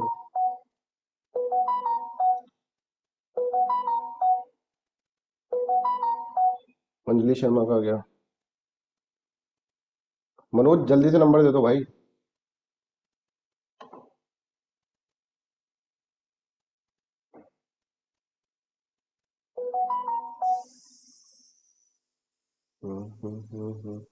Manoj, are you there? ठीक है, सबके नंबर आ गया, अब तुमसे मैं बात ही नहीं करूँ। अब यही करना पड़ेगा, क्या करें, हम भी क्या करें बताओ? पेरेंट्स से बात करके कहेंगे भाई आपका बच्चा नहीं पढ़ रहा है, उसका एडमिशन, आप पैसे वेस्ट कर रहे हो अपने। अगर हिस्ट्री के नोट्स नहीं दिए मेरे को सच में आज, 1 से लेकर 5 लेक्चर तक शॉर्ट नोट्स बनाकर अभी फ्रेश वाले, तो मैं फोन कर दूंगा, सीधी सी बात है। सारे बच्चे सुन लो कान खोल के, आपके पेरेंट्स से बात होगी अब। तुम तो बिल्कुल यार, मतलब बात ही मान, मेरी बात मानना बंद कर दोगे, क्या हो जाएगा फिर उससे? सिलेक्शन तो तुम ही लोगों का रुक रहा है ना। अब मैं कह दूंगा सर मैं आपके पैसे वापस रिटर्न कर रहा हूँ, आपका बच्चा पढ़ नहीं रहा, ठीक है, ऐसे कहूंगा मैं सीधा। और आपका बच्चा पढ़ नहीं रहा, हम मेहनत कर रहे हैं वो नहीं कर रहा आपका, आप खुद वेस्ट कर रहे हो अपने पैसे। सब बच्चे हिस्ट्री के, वापस बोल रहे हैं, सब बच्चे हिस्ट्री के आज लेक्चर 1 से लेकर 5 तक की शॉर्ट नोट्स देंगे। शॉर्ट नोट्स कैसे बनाने हैं ना, वो मैं आपको बता दूंगा। ठीक है, अभी जैसे मैं फंडामेंटल राइट्स के शॉर्ट नोट्स बना रहा हूँ आप लोगों के लिए, तो बताता हूँ मैं आपको फंडामेंटल राइट्स के कैसे शॉर्ट नोट्स बना रहा हूँ। ठीक है, मैं आपको देता हूँ मतलब, और फिर मैं आपको एक ऑडियो भेज दूंगा कि इस तरह से शॉर्ट नोट्स अपन बना सकते हैं। ठीक है, जिसमें सब कुछ हो। ठीक है, बट आपको ही समझ में आ रहा है वो सब कुछ। ठीक है, हर चीज को नहीं लिख देना है शॉर्ट नोट्स के अंदर, बहुत छोटा लिखना होता है। तो I will let you know. ठीक है, आज मैं आपको भेजता हूँ फंडामेंटल राइट्स के शॉर्ट नोट्स, और फिर मैं आपको बताता हूँ उसमें किस तरह से अप्रोच अपने को अपनानी है। राइट, चलो आगे अपन इसके अंदर पढ़ते हैं। बिल्कुल, तुम तो है ना वो हो रहे हो बिल्कुल, नर्सरी के बच्चे होते हैं ना, कि आपके बच्चे ने खाना नहीं खाया आज। राइट, ऐसे करना पड़ रहा है। चलो आगे अपन समझते हैं। अब मराठास अपन इसके अंदर पढ़ते हैं। Marathas are very important. ठीक है, मराठास दो भाषा में आपको समझना है मराठास। ठीक है, एक तो आपको समझना है मराठास ड्यूरिंग मिडिवल पीरियड। ठीक है, और एक मॉडर्न के अंदर मराठा समझना है। तो मिडिवल के अंदर तो वो छत्रपति शिवाजी महाराज जो है, ठीक है, छत्रपति शिवाजी महाराज जो वेरी इंपॉर्टेंट और प्रोमिनेंट फिगर, जिनको हमको डिटेल के अंदर समझना है, वो हम समझेंगे। राइट, बट मॉडर्न हिस्ट्री के अंदर 1707 के बाद की कहानी चल रही है। ठीक है, जब तक छत्रपति महाराज शिवाजी महाराज की डेथ हो चुकी है, उसके बाद की कहानी अपन इसके अंदर समझ रहे हैं। राइट, तो अभी हम क्या कर रहे हैं, अभी हम एक तरह से मराठास के बारे में डिटेल के अंदर अंडरस्टैंड करेंगे। Just give me minute, 1 minute दीजिएगा।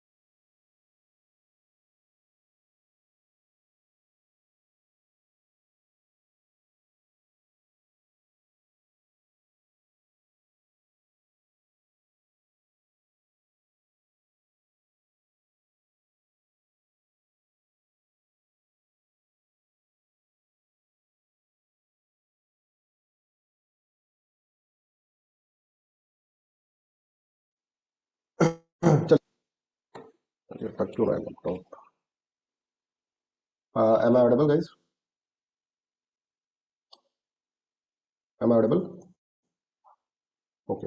तो मराठास के अंदर क्या होगा कि ये समझो छत्रपति शिवाजी है ना, छत्रपति शिवाजी महाराज, ठीक है, बहुत प्रोमिनेंट फिगर, बहुत रेस्पेक्टेड फिगर, ठीक है, जिनको हम डिटेल में पढ़ेंगे मिडिवल के अंदर, ठीक है। बट अभी हम ये देख रहे हैं कि इनकी डेथ हो चुकी है और इन्होंने कई शादियां करी थी, राइट, जिसमें अगर आप देखेंगे तो उनकी एक वाइफ का नाम था साईबाई, है ना, बहुत सारी वाइफ थी वैसे, I think 5-6 wives were there, ठीक है, हमको नाम सबका याद नहीं रहा, साईबाई, और एक था सौराबाई,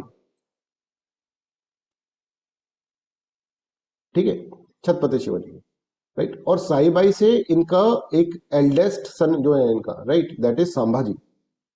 संभाजी का नाम सुना होगा, संभाजी का जन्म होता है। और शौराबाई से जो होता है, राइट, अगर आप देखेंगे इनका एक सन होता है राजा राम, ठीक है, राजा राम।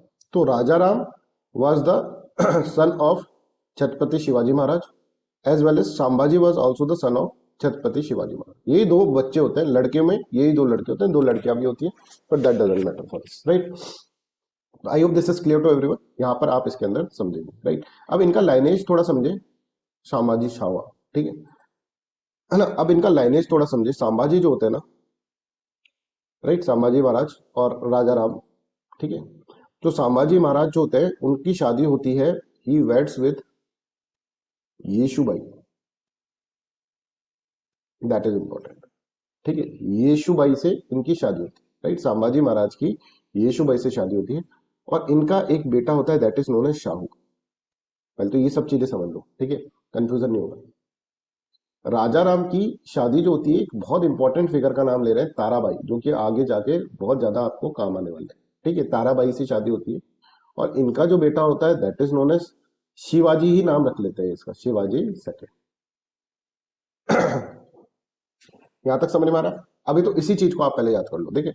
तो संभाजी एल्डेस्ट सन, मदर इनके साईबाई है, सक्सीडेड शिवाजी इन 1680, शिवाजी जो होते हैं 1680 के अंदर एग्जीक्यूटेड बाय द औरंगजेब इन 1689, 1689 में औरंगजेब इनको मार देते, मूवी के अंदर भी दिखाया, ठीक है, छावा मूवी के अंदर, है ना। तो Sambhaji eldest son Saibai succeeded Shivaji in 1680, executed by the Aurangzeb in. Rajaram younger son, mother है शोराबाई, और यहाँ पर सक्सीडेड यहाँ पे लिखा गया सक्सीडेड संभाजी इन 1689, 1689 के बाद संभाजी के बाद राजा राम आते हैं और died in 1700 at Jinji, right. I hope this is clear. तो कहने का मतलब यह है कि इस तरह का सिस्टम है संभाजी। अब संभाजी और राजा राम इस तरह से, ये पहले शिवाजी के बाद संभाजी है, संभाजी के बाद फिर राजा राम है, राइट। अब राजा राम की डेथ हो जाती है ना, उसके बाद दिक्कत आती है कि अब किसका बेटा बनेगा, राइट। तो संभाजी वेड्स येशुबाई और उसके अंदर ये बेटा आ रहा है इनका, that is known as Sahu Maharaj, ठीक है। इनका जो सन हो रहा है साहू महाराज, और ये शिवाजी सेकंड। ताराबाई ऑब्वियसली ताराबाई चाहेंगी कि मेरा बेटा बने। अच्छा, ये जो होंगे ये क्या होंगे, एक तरह से ग्रांड सन हो गए किसके, शिवाजी महाराज के। समझ में आ रहा है सबको? लाइनेज समझना पहले, क्योंकि इसके अंदर ही सब कुछ खेला है। इनका बड़ा इंपॉर्टेंट डायमेंशंस मराठास के ऊपर, ये आपको याद रखना है कि भाई कौन क्या क्या था, किस तरह से इनका एक लाइनेज चल रहा है, क्योंकि आगे जाके बहुत सारे सक्सेशन के ऊपर एक तरह से प्रॉब्लम्स होंगी, राइट। ये चीज सबको समझ में आ रही है? मतलब शिवाजी महाराज हैं, इनके दो बेटे हुए, एक तो संभाजी हुआ और एक राजा राम, ठीक है। शिवाजी के बाद संभाजी ने रूल करा, संभाजी के बाद राजा राम ने रूल करा। अब दिक्कत ये आ गई, राजा राम की डेथ हो गई। अब राजा राम मतलब रूलर की डेथ हो गई, तो उसका बेटा बनना चाहिए, या फिर संभाजी महाराज जो कि एल्डेस्ट सन थे उसका बेटा बनना चाहिए Sahu, that become a problem. और यहां पर बैठा है मुगल। मुगल के अंदर औरंगजेब को एक बात समझ में आ गई कि मराठास है ना, आम किंगडम की तरह नहीं है। शिवाजी महाराज इनके अंदर बहुत सारी ऐसी पावर भर चुके हैं, राइट, कि ये किसी से दबने वाले नहीं। इनको डिप्लोमेसी के थ्रू ही हमको क्या करना पड़ेगा। अब this is very important dimension, है ना, ये समझ में नहीं आता है बच्चों को, please try to understand. Diplomacy के थ्रू ही हमें क्या करना पड़ेगा, हमें इनको टैकल करना पड़ेगा। और इनको भी ये दिख रहा है कि आगे जाके लड़ाई तो होनी है, वार ऑफ सक्सेशन, ठीक है, वार ऑफ सक्सेशन तो नहीं होगा पर कंफ्लिक्ट तो होनी है, क्योंकि ताराबाई का बेटा शिवाजी सेकंड और संभाजी का बेटा जो है साहू, ठीक है। राजा राम के मरने के बाद ये चीज होगा, इनको पहले से दिख रहा है मुगल्स को, तो मुगल यहां पर एक चाल चलेंगे औरंगजेब के टाइम पीरियड के अंदर।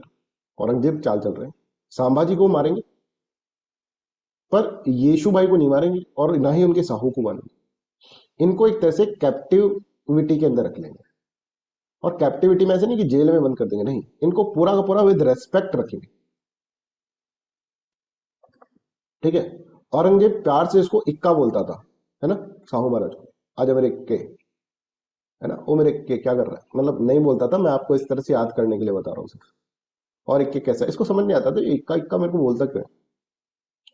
फिर एक बार औरंगजेब ने इसको बताया, बेटा मैं तेरे को इक्का इसलिए बोलता हूँ क्योंकि तू है मेरा तुरुप का इक्का, जब होगा ना तब तेरे को छोड़ूंगा, और तू होगा फिर हमारी तरफ से मराठास का किंग, पर मेरे को टाइम आने दे, टाइम आएगा ना तब मैं तेरे को छोड़ूंगा, जब तक तुम आराम से रहो येशु भाई, कोई टेंशन नहीं, आराम से रहो आप, अपना ही घर समझो, ठीक है, और सारी तुम्हारी जो जो जागीर हैं वो तुम्हारी है, अभी हम उनको प्रोटेक्ट कर रहे हैं, बस तुम ऐसा अभी मत करो, जब हम कहें ना तब तुम क्लेम करो, क्लेम तुमको करना है पर जब हम कहें तब करना है।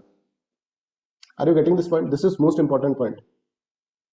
तो औरंगजेब बड़ा परेशान हो चुका था इनसे, मराठास से।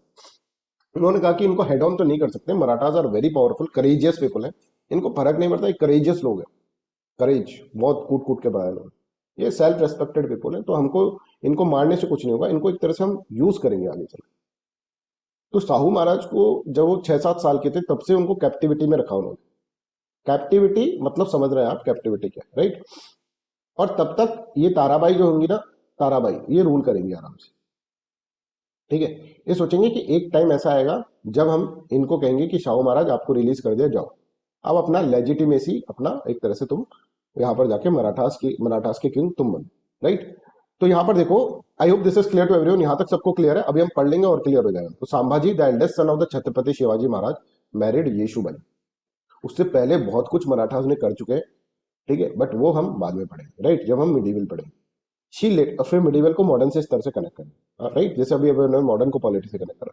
She later become historically significant as a mother of Shahu. Shahu की मदर है येशुबाई, who was taken into the Mughal captivity in 1689 after Sambhaji's execution, ठीक है, कस्टडी में ले लिया उनको तब के तब। Sahu the grandson of the Chhatrapati Shivaji Maharaj and son of Sambhaji was taken prisoner by the Mughals in 1689 after the execution of Sambhaji by Aurangzeb. At the time of his capture, Sahu was around 6 to 7 year old and he was taken along his mother queen येशुबाई। और बोले कि तुम ही महारानी हो, कोई tension नहीं है, आपके पति को हमने मारा है बट अब हम आपको बहुत रेस्पेक्टफुली आपको यहाँ पर लाए, आप यहाँ पे रहे आराम से, आपकी सारी जागीर्स की रक्षा हम करेंगे, ठीक है। तो Aurangzeb who was then engage in a prolonged and exhausting war, थक चुका था, again the decentralised Maratha resistance in Deccan, deliberately choose not to execute और मिसट्रीट शाहू, ठीक है। अब इसको इतना आपको मतलब लिखकर मैंने इसलिए दे रहा कि कहीं किसी जमाने में रिवीजन नहीं करो तो भूल जाओगे, राइट, इसलिए लिखकर दे रहा हूँ, अदरवाइज कहानी वही है। Mughal strategy was political rather than punity. इन पे क्वेश्चन आ सकता है कि ऐसा क्यों करा भाई मुगल, इस पे क्वेश्चन पूछा जा सकता है। Aurangzeb hoped to use Sahu as the legitimising pawn against the Marathas, particularly to counter the authority of Rajaram and later Tarabai. समझ में आ रहा है? And to fragment Maratha unity by projecting Sahu as the rightful heir of Shivaji's throne. ये है rightful heir, right? कौन किसका बेटा था? अच्छा, साहू किसका बेटा था? जल्दी बताओ।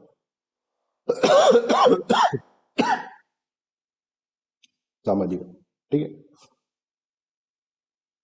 और सामाजी किसके बेटे थे? शिवाजी, राइट। तो साहू क्या हो गया? एक तरह से पोता हो गया शिवाजी का, राइट। और हम कहें राजा राम के बेटे का नाम क्या था? राजा राम के बेटे का नाम क्या था? शिवाजी सेकंड, ठीक है, सबको याद है। अच्छा, सामाजी की वाइफ का नाम क्या था? येशुबाई, ठीक है। और राजा राम, ओ सॉरी, शिवाजी सेकंड की मदर का नाम क्या था?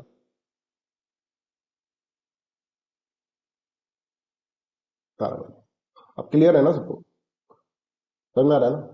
इस तरह से यहाँ पर इसके अंदर चलेगा। अब ये चलेगा आगे चलकर, क्यों, इसलिए तुमको अभी रिवाइज करवा रहा हूँ, याद करवा रहा हूँ कि दिमाग के अंदर एक स्ट्रक्चर। तो ऊपर शिवाजी महाराज रखो, दो बच्चे हो गए उनके, ठीक है, एक है संभाजी और दूसरे हैं संभाजी महाराज, ठीक है, और दूसरे जो है दैट इज अपने राजा राम, राइट। राजा राम ने शादी करी ताराबाई से, संभाजी ने शादी करी येशुबाई से। अब संभाजी और येशुबाई का बेटा जो है दैट इज साहू महाराज, उसको कैप्टिविटी में रख लिया येशुबाई और उनके बेटे को दैट इज शाहू महाराज को कैप्टिविटी में रख लिया मुगल्स ने, पर किस तरह से रखा ये मैंने आपको बताया। और इनको कहा कि तुम खेलो आराम से, ठीक है, ताराबाई आराम से रूल कर रही है, right. I hope this is clear. तो यहाँ पर आप इसके अंदर देखो, तो यहाँ पर देखो, this policy reflected Aurangzeb's broader imperial approach of combining military pressure with political manipulation rather than relying solely on the brute force, ठीक है। आप हर एक को मार देगा तो फिर वो टेक्निक चाले कहाँ से चलेगा। तो queen Yushbai retain control over her jagirs और private states and continue to exercise authority, है ना, कैप्टिविटी में भी अथॉरिटी कर रही है। This shows Mughal captivity did not amount to the complete loss of the political status, but ये है कि एक है ना टाइम पर आपको यूज करा जाएगा, ठीक है। व्हेन ही वाज रिलीज इन 1700, अब देखो क्या होता है, अब औरंगजेब की डेथ हो जाती है, औरंगजेब की डेथ हो गई 1707 में। अब यहाँ पर जो रूलर है उनको लगेगा कि भाई अब ये राइट टाइम है शाहू महाराज को छोड़ने का, नहीं तो क्या होगा, मराठास आके हमको मारेंगे, तो इनमें लड़ाई करा। शाहू महाराज को छोड़ा गया और शाहू महाराज ने कहा कि भाई ये मराठा का सबसे सही उत्तराधिकारी ये है, grandson of Shivaji, Shivaji के सबसे बड़े बेटे का बेटा है, he is the rightful heir of the throne of Maratha. अब इससे क्या किसको दिक्कत आएगी, ताराबाई। ताराबाई बोली मैं ये होने नहीं दूंगी, ठीक है। और यहां पर ये दोनों लड़ ली। वहां पे औरंगजेब मर चुका है, औरंगजेब मर गया है, उसके बाद मुगल एम्पायर वीक होगा, पर इतना अगर मराठा उस वक्त लड़ लिए इनसे तो दिक्कत हो जाएगी, इसलिए ये छोड़ देंगे तुरुप का इक्का, बोले इक्के निकलो, समझना। तो साहू जी महाराज एक बहुत प्रोमिनेंट फिगर है, बहुत रेस्पेक्टेड फिगर है। साहू जी महाराज वर्सेस ताराबाई, यहाँ पर बैटल स्टार्ट होगा, civil war between the Maratha. देख रहे हैं कहां से कहां तक चाल चल रहा है, यहां तक सबको क्लियर है। I hope this is clear. तो when he was released in the 1707 after Aurangzeb's death, the Mughal court openly backed his claim to the Maratha throne.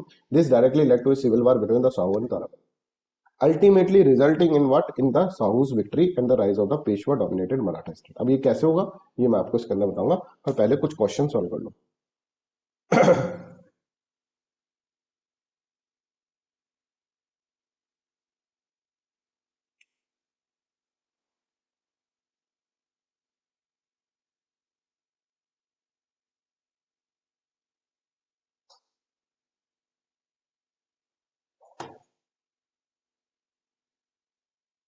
ठीक है, अब एक म्यान में दो तलवारें नहीं रह सकती, तो लास्ट में इसका जो कॉम्प्रोमाइज होगा ना वो ऐसा होगा, आगे चल के पड़ेगी पूरा डिटेल के अंदर। जो ये है साहू महाराज है, ये तो एक तरह से क्या करेंगे, एक तरह से साहू महाराज और यहाँ पे ताराबाई, ठीक है।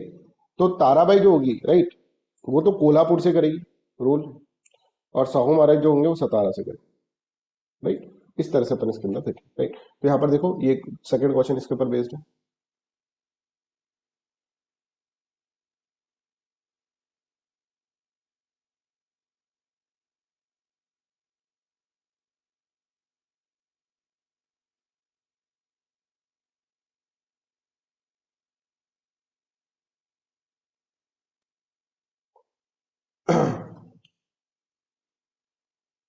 ठीक है, समझ में आ रहा है कैसे क्वेश्चन पूछ सकते हैं इसके ऊपर, है ना। इस क्योंकि ये डायमेंशन बड़ा इंपॉर्टेंट हो गया ना, और क्लैरिटी होनी चाहिए इसमें कौन क्या था किस तरह से, इसी तरह आपको याद करा था, ठीक है। चलो ये 93rd क्वेश्चन करो।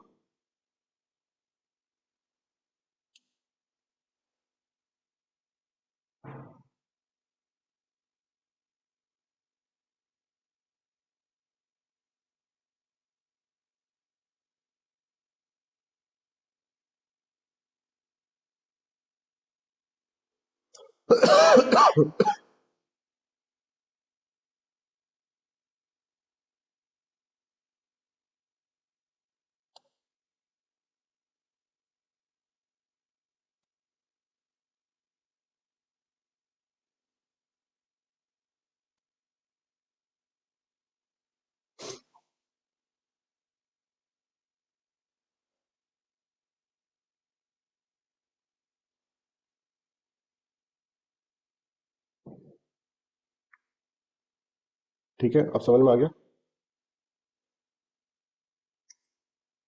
तो देखो शाहू को क्यों नहीं मारा, why he does not did not execute Shahu Maharaj, ठीक है। 6-7 साल का बच्चा, उससे क्या डरा गया। तो Shahu could be projected as legitimate claimant to Shivaji throne, ये उनको पता था, राइट। तो इसको मारना नहीं है, इसको तुरुप का इक्का बोलूंगा मैं, right. Mughal empire had formally recognise Maratha sovereignty, नहीं, इसलिए नहीं मारा गया, नहीं। तो सेकंड ऑप्शन तो यहाँ पर चला गया, सेकंड को तो टाइप ऑफ बाय करना, राइट। साहूस, और ये भी चला गया क्योंकि फर्स्ट है, right. Sahu's captivity could weaken the Maratha resistance through internal division, yes internal division से हो सकता था, ठीक है, कि इनकी मराठा के रेजिस्टेंस जो है वो कम हो जाएंगे, ठीक है, इंटरनल डिवीजन चलते रहेंगे इसके लिए। इसको मार देता तो फिर डिवीजन ही नहीं रहते, ठीक है, समझ में ना, मार देता तो फिर एक वो ताराबाई चलती रहती। अभी इंटरनल डिवीजन क्रिएट करना, हर वक्त ताराबाई को डर लगता है कहीं साहू को छोड़ना दे, हर वक्त ताराबाई से ऐसा बोला जाता, छोड़ू साहू को, छोड़ू, do you want me to release Shahu, नहीं नहीं साहू, उस तरह से। समझ में आ रहा है। Mughal policy preferred political manipulation over mass extermination of the elite. Elite को मारने से अच्छा है, ये इतने बड़े बड़े लोगों को मारने से अच्छा है कि हम एक तरह से पॉलिटिकल मैनिपुलेशन करें। येशुबाई's कंट्रोल ओवर जागीर मेड साहू इकोनॉमिकली इंडिस्पेंसिबल। क्या येशुबाई के पास सारी जागीर थी तो साहू के पास कुछ बचा नहीं, इसलिए उसको नहीं मारा कि अब क्या करेगा बच्चा, बचा नहीं, नहीं, येशुबाई का मतलब जो है वो साहू का ही है, तो दैट इज रॉन्ग। तो क्या होगा, first third and fourth will be the right answer. I hope this is clear to everyone. इससे क्लियरिटी आ गई अब आपको, हाँ भाई इस तरह से क्वेश्चन आएगा तो इसको अपन को इस तरह से देखना है, राइट। ये करो।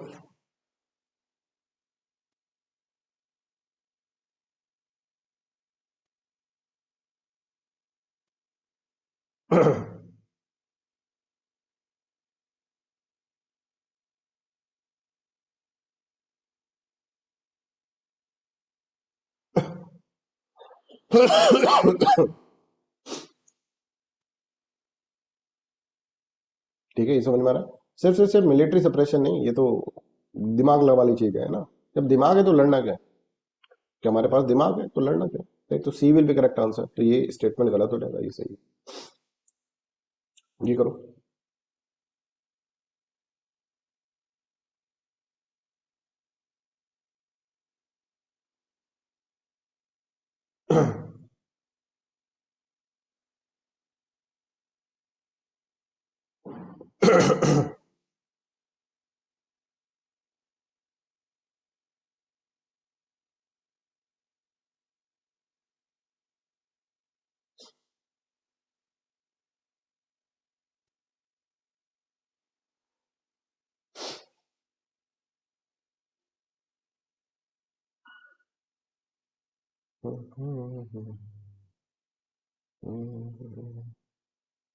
देखो कैसे कॉन्सेप्ट से क्वेश्चन बन सकते हैं, और ये क्वेश्चन कहीं पे भी आ जाएगा ना तो बच्चे हिल जाएंगे, बता अरे भाई साहू को। और सबसे इंपॉर्टेंट पॉइंट है ना ये, औरंगजेब की पॉलिसीज का। नहीं तो औरंगजेब देखो क्रूर शासक था, मारता था सीधे, और उसने पहली बार दिमाग लगाया होगा अपनी लाइफ के अंदर, तो मारने के अलावा भी कुछ हो सकता है। तो कंसेप्ट क्यों मराठास से वो इतना डरा हुआ था, राइट।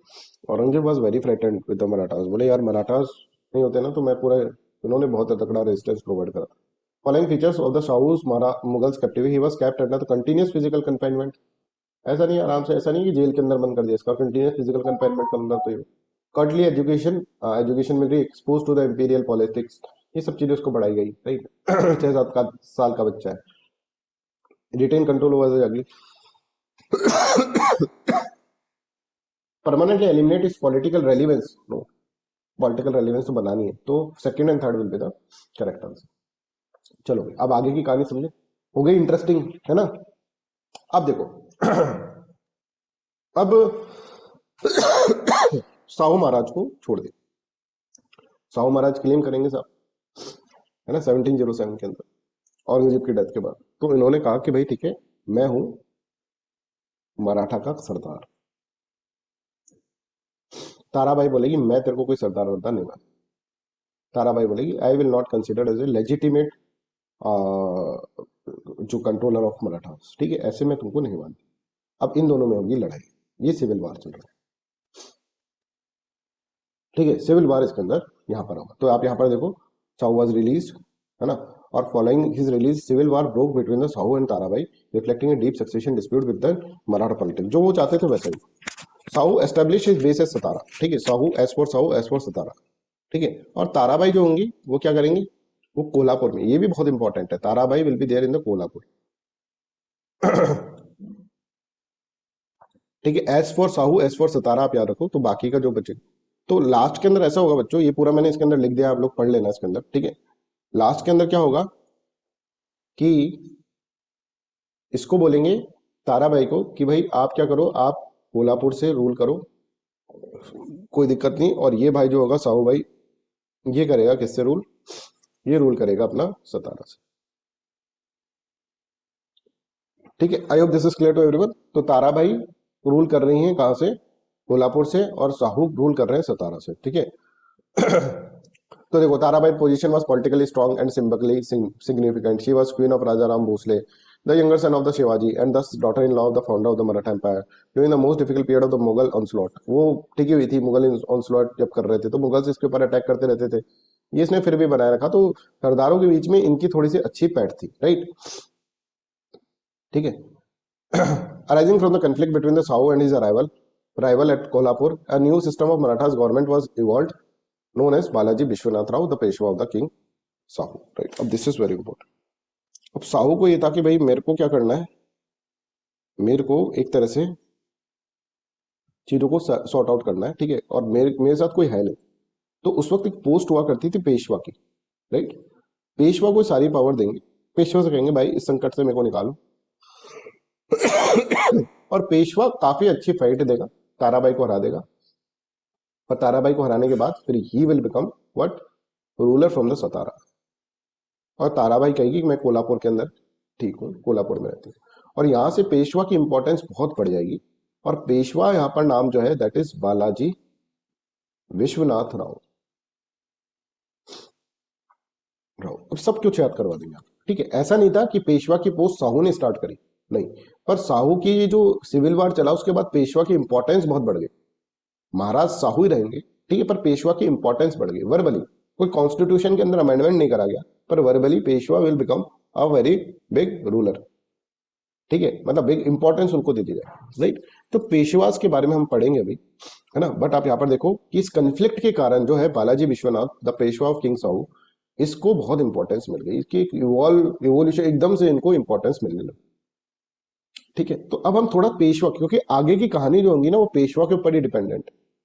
और लास्ट में आप देखेंगे जो वापस से ताराबाई आएगी एक सन को लेकर, ठीक है, नॉट शिवाजी सेकंड, पर वो बोलेगी ये मेरा ही बेटा है, ठीक है, अडॉप्टेड सन था वो, ठीक है, और वो राजा राम का वारिस उसको बताएगी, राइट। उसका नाम भी राजा राम ही रख देंगी।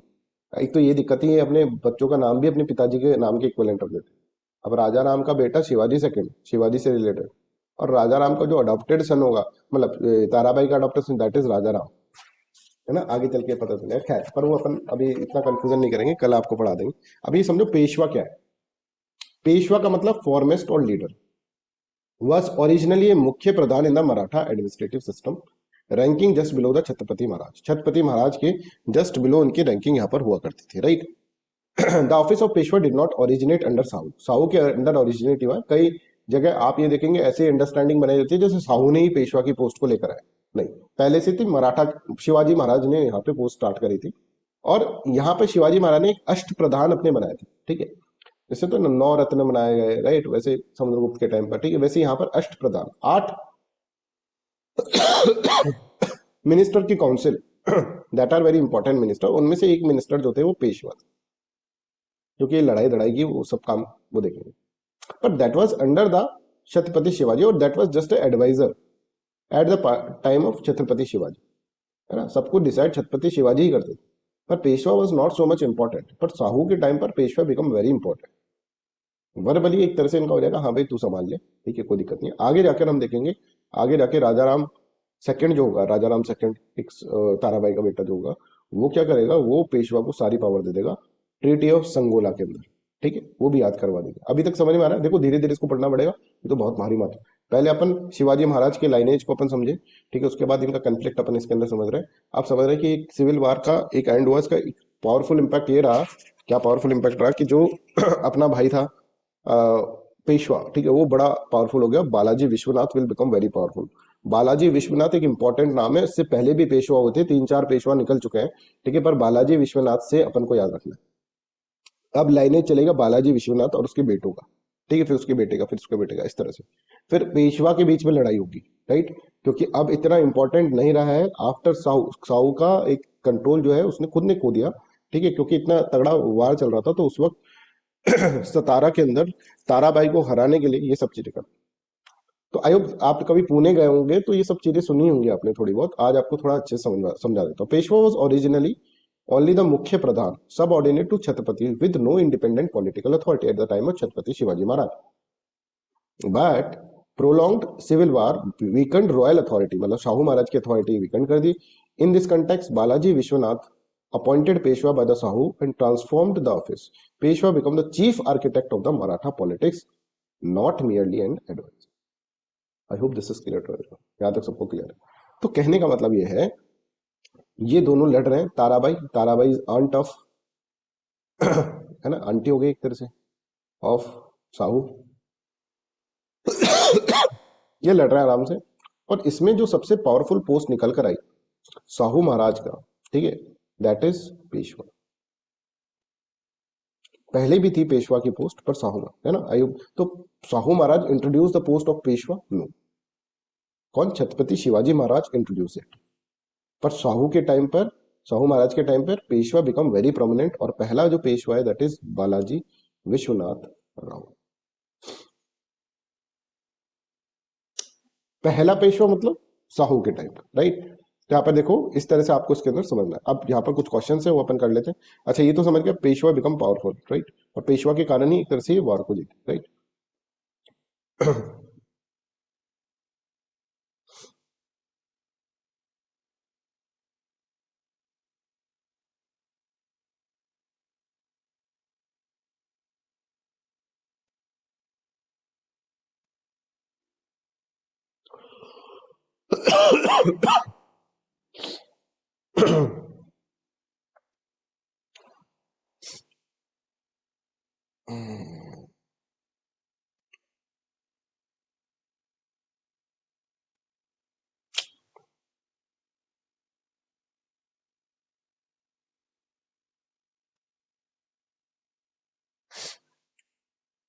अच्छा,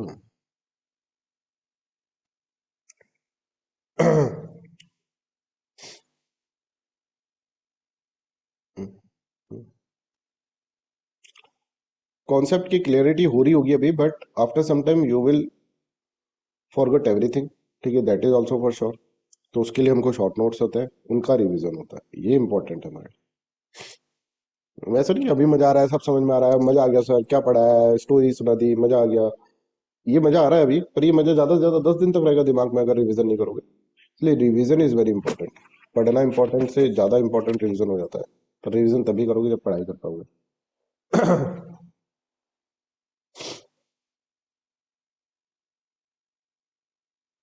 अब ये देखो, Maratha state under Sahu shifted towards the bureaucratic governance, that is correct.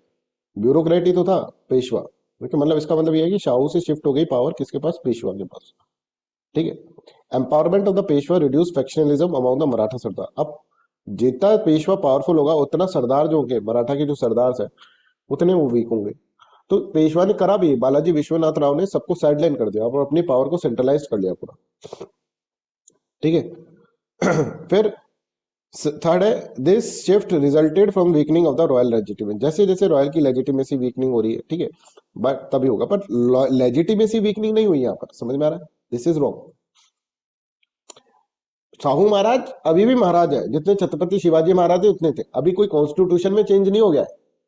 Constitution में चेंज होगा राजाराम फर्स्ट के बाद, ट्रीटी कोई होनी, ट्रीटी ऑफ संगोला होगी राजाराम सेकंड के बाद, ट्रीटी ऑफ संगोला होगी उसके अंदर, तब जाकर वो चेंज होगा। तो third statement is not correct. ठीक है, तो only one of the statement second and third is correct. Royal legitimacy के ऊपर कोई सवालिया निशान नहीं है, समझ में आ रहा है? अब बस एक बंदा था काउंसिल ऑफ मिनिस्टर ने उसको बोल दिया कि भाई तू देख ले यार, तू सही से संभाल रहा है, तूने मेरे को जिताया भी, ठीक है।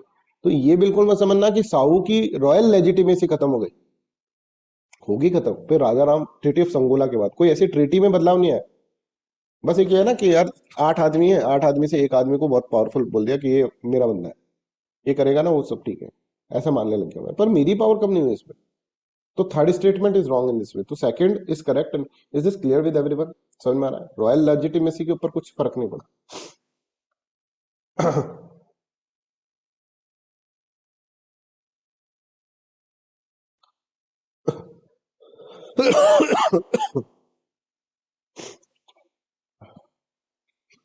सुबह की क्लास तो निकल जाती है, पर शाम की क्लास मेरे को बहुत मुश्किल हो रही है लेकर फिलोसफी की। मतलब अभी तबीयत खराब हो गई ना उसमें, तो मैं शाम तक तो मतलब मैं ऐसा है कि बेड से उठ भी नहीं पाता हूँ। पर फिर भी लूंगा, आज क्लास लेनी पड़ेगी बच्चों को। सुबह सुबह तो उठो जल्दी से और फिर ले लो क्लास, ऐसा रहता है।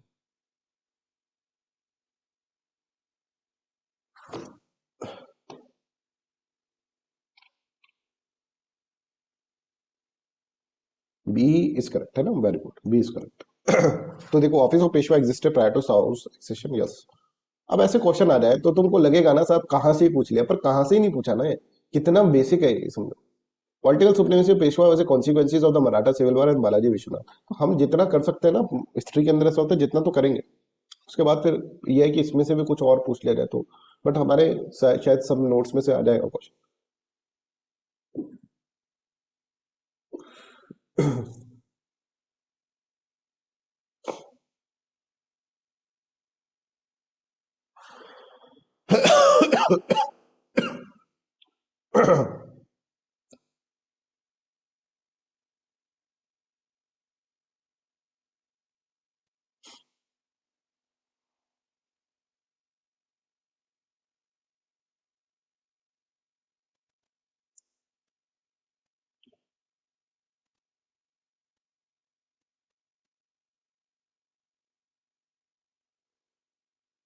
ठीक है, I hope this is clear.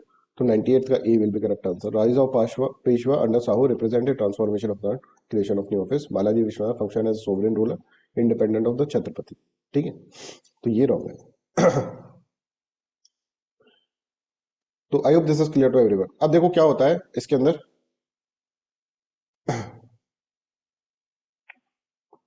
After civil war between the Sahu and Tarabai the Maratha kingdom did not remain politically unified. और आप देखें, after defeating Tarabai with the support of the key Maratha sardars and diplomatic skills of the Balaji Vishwanath, Sahu establish himself as the recognised Chhatrapati Satara. और सतारा के अंदर साहू जो होगा वो main power बन जाएगा, और जो दूसरा पैरेलल पावर होगा, royal power parallel power, that will be Tarabai, right, in Kolhapur. तो although Sahu was king, real executive power gradually shifted to the Peshwas, making Satar the symbolic and constitutional center of the Marathas authority.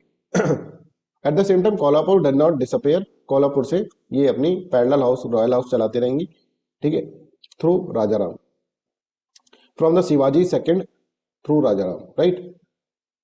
तो however it lacked empire authority. Empire जो था वो तो साहू महाराज का empire था, और क्योंकि वहां पर एक तरह से बालाजी विश्वनाथ थे, वो भी अपन इसके अंदर। अब थोड़ा सा इसको और थोड़ा अंडरस्टैंड करते हैं।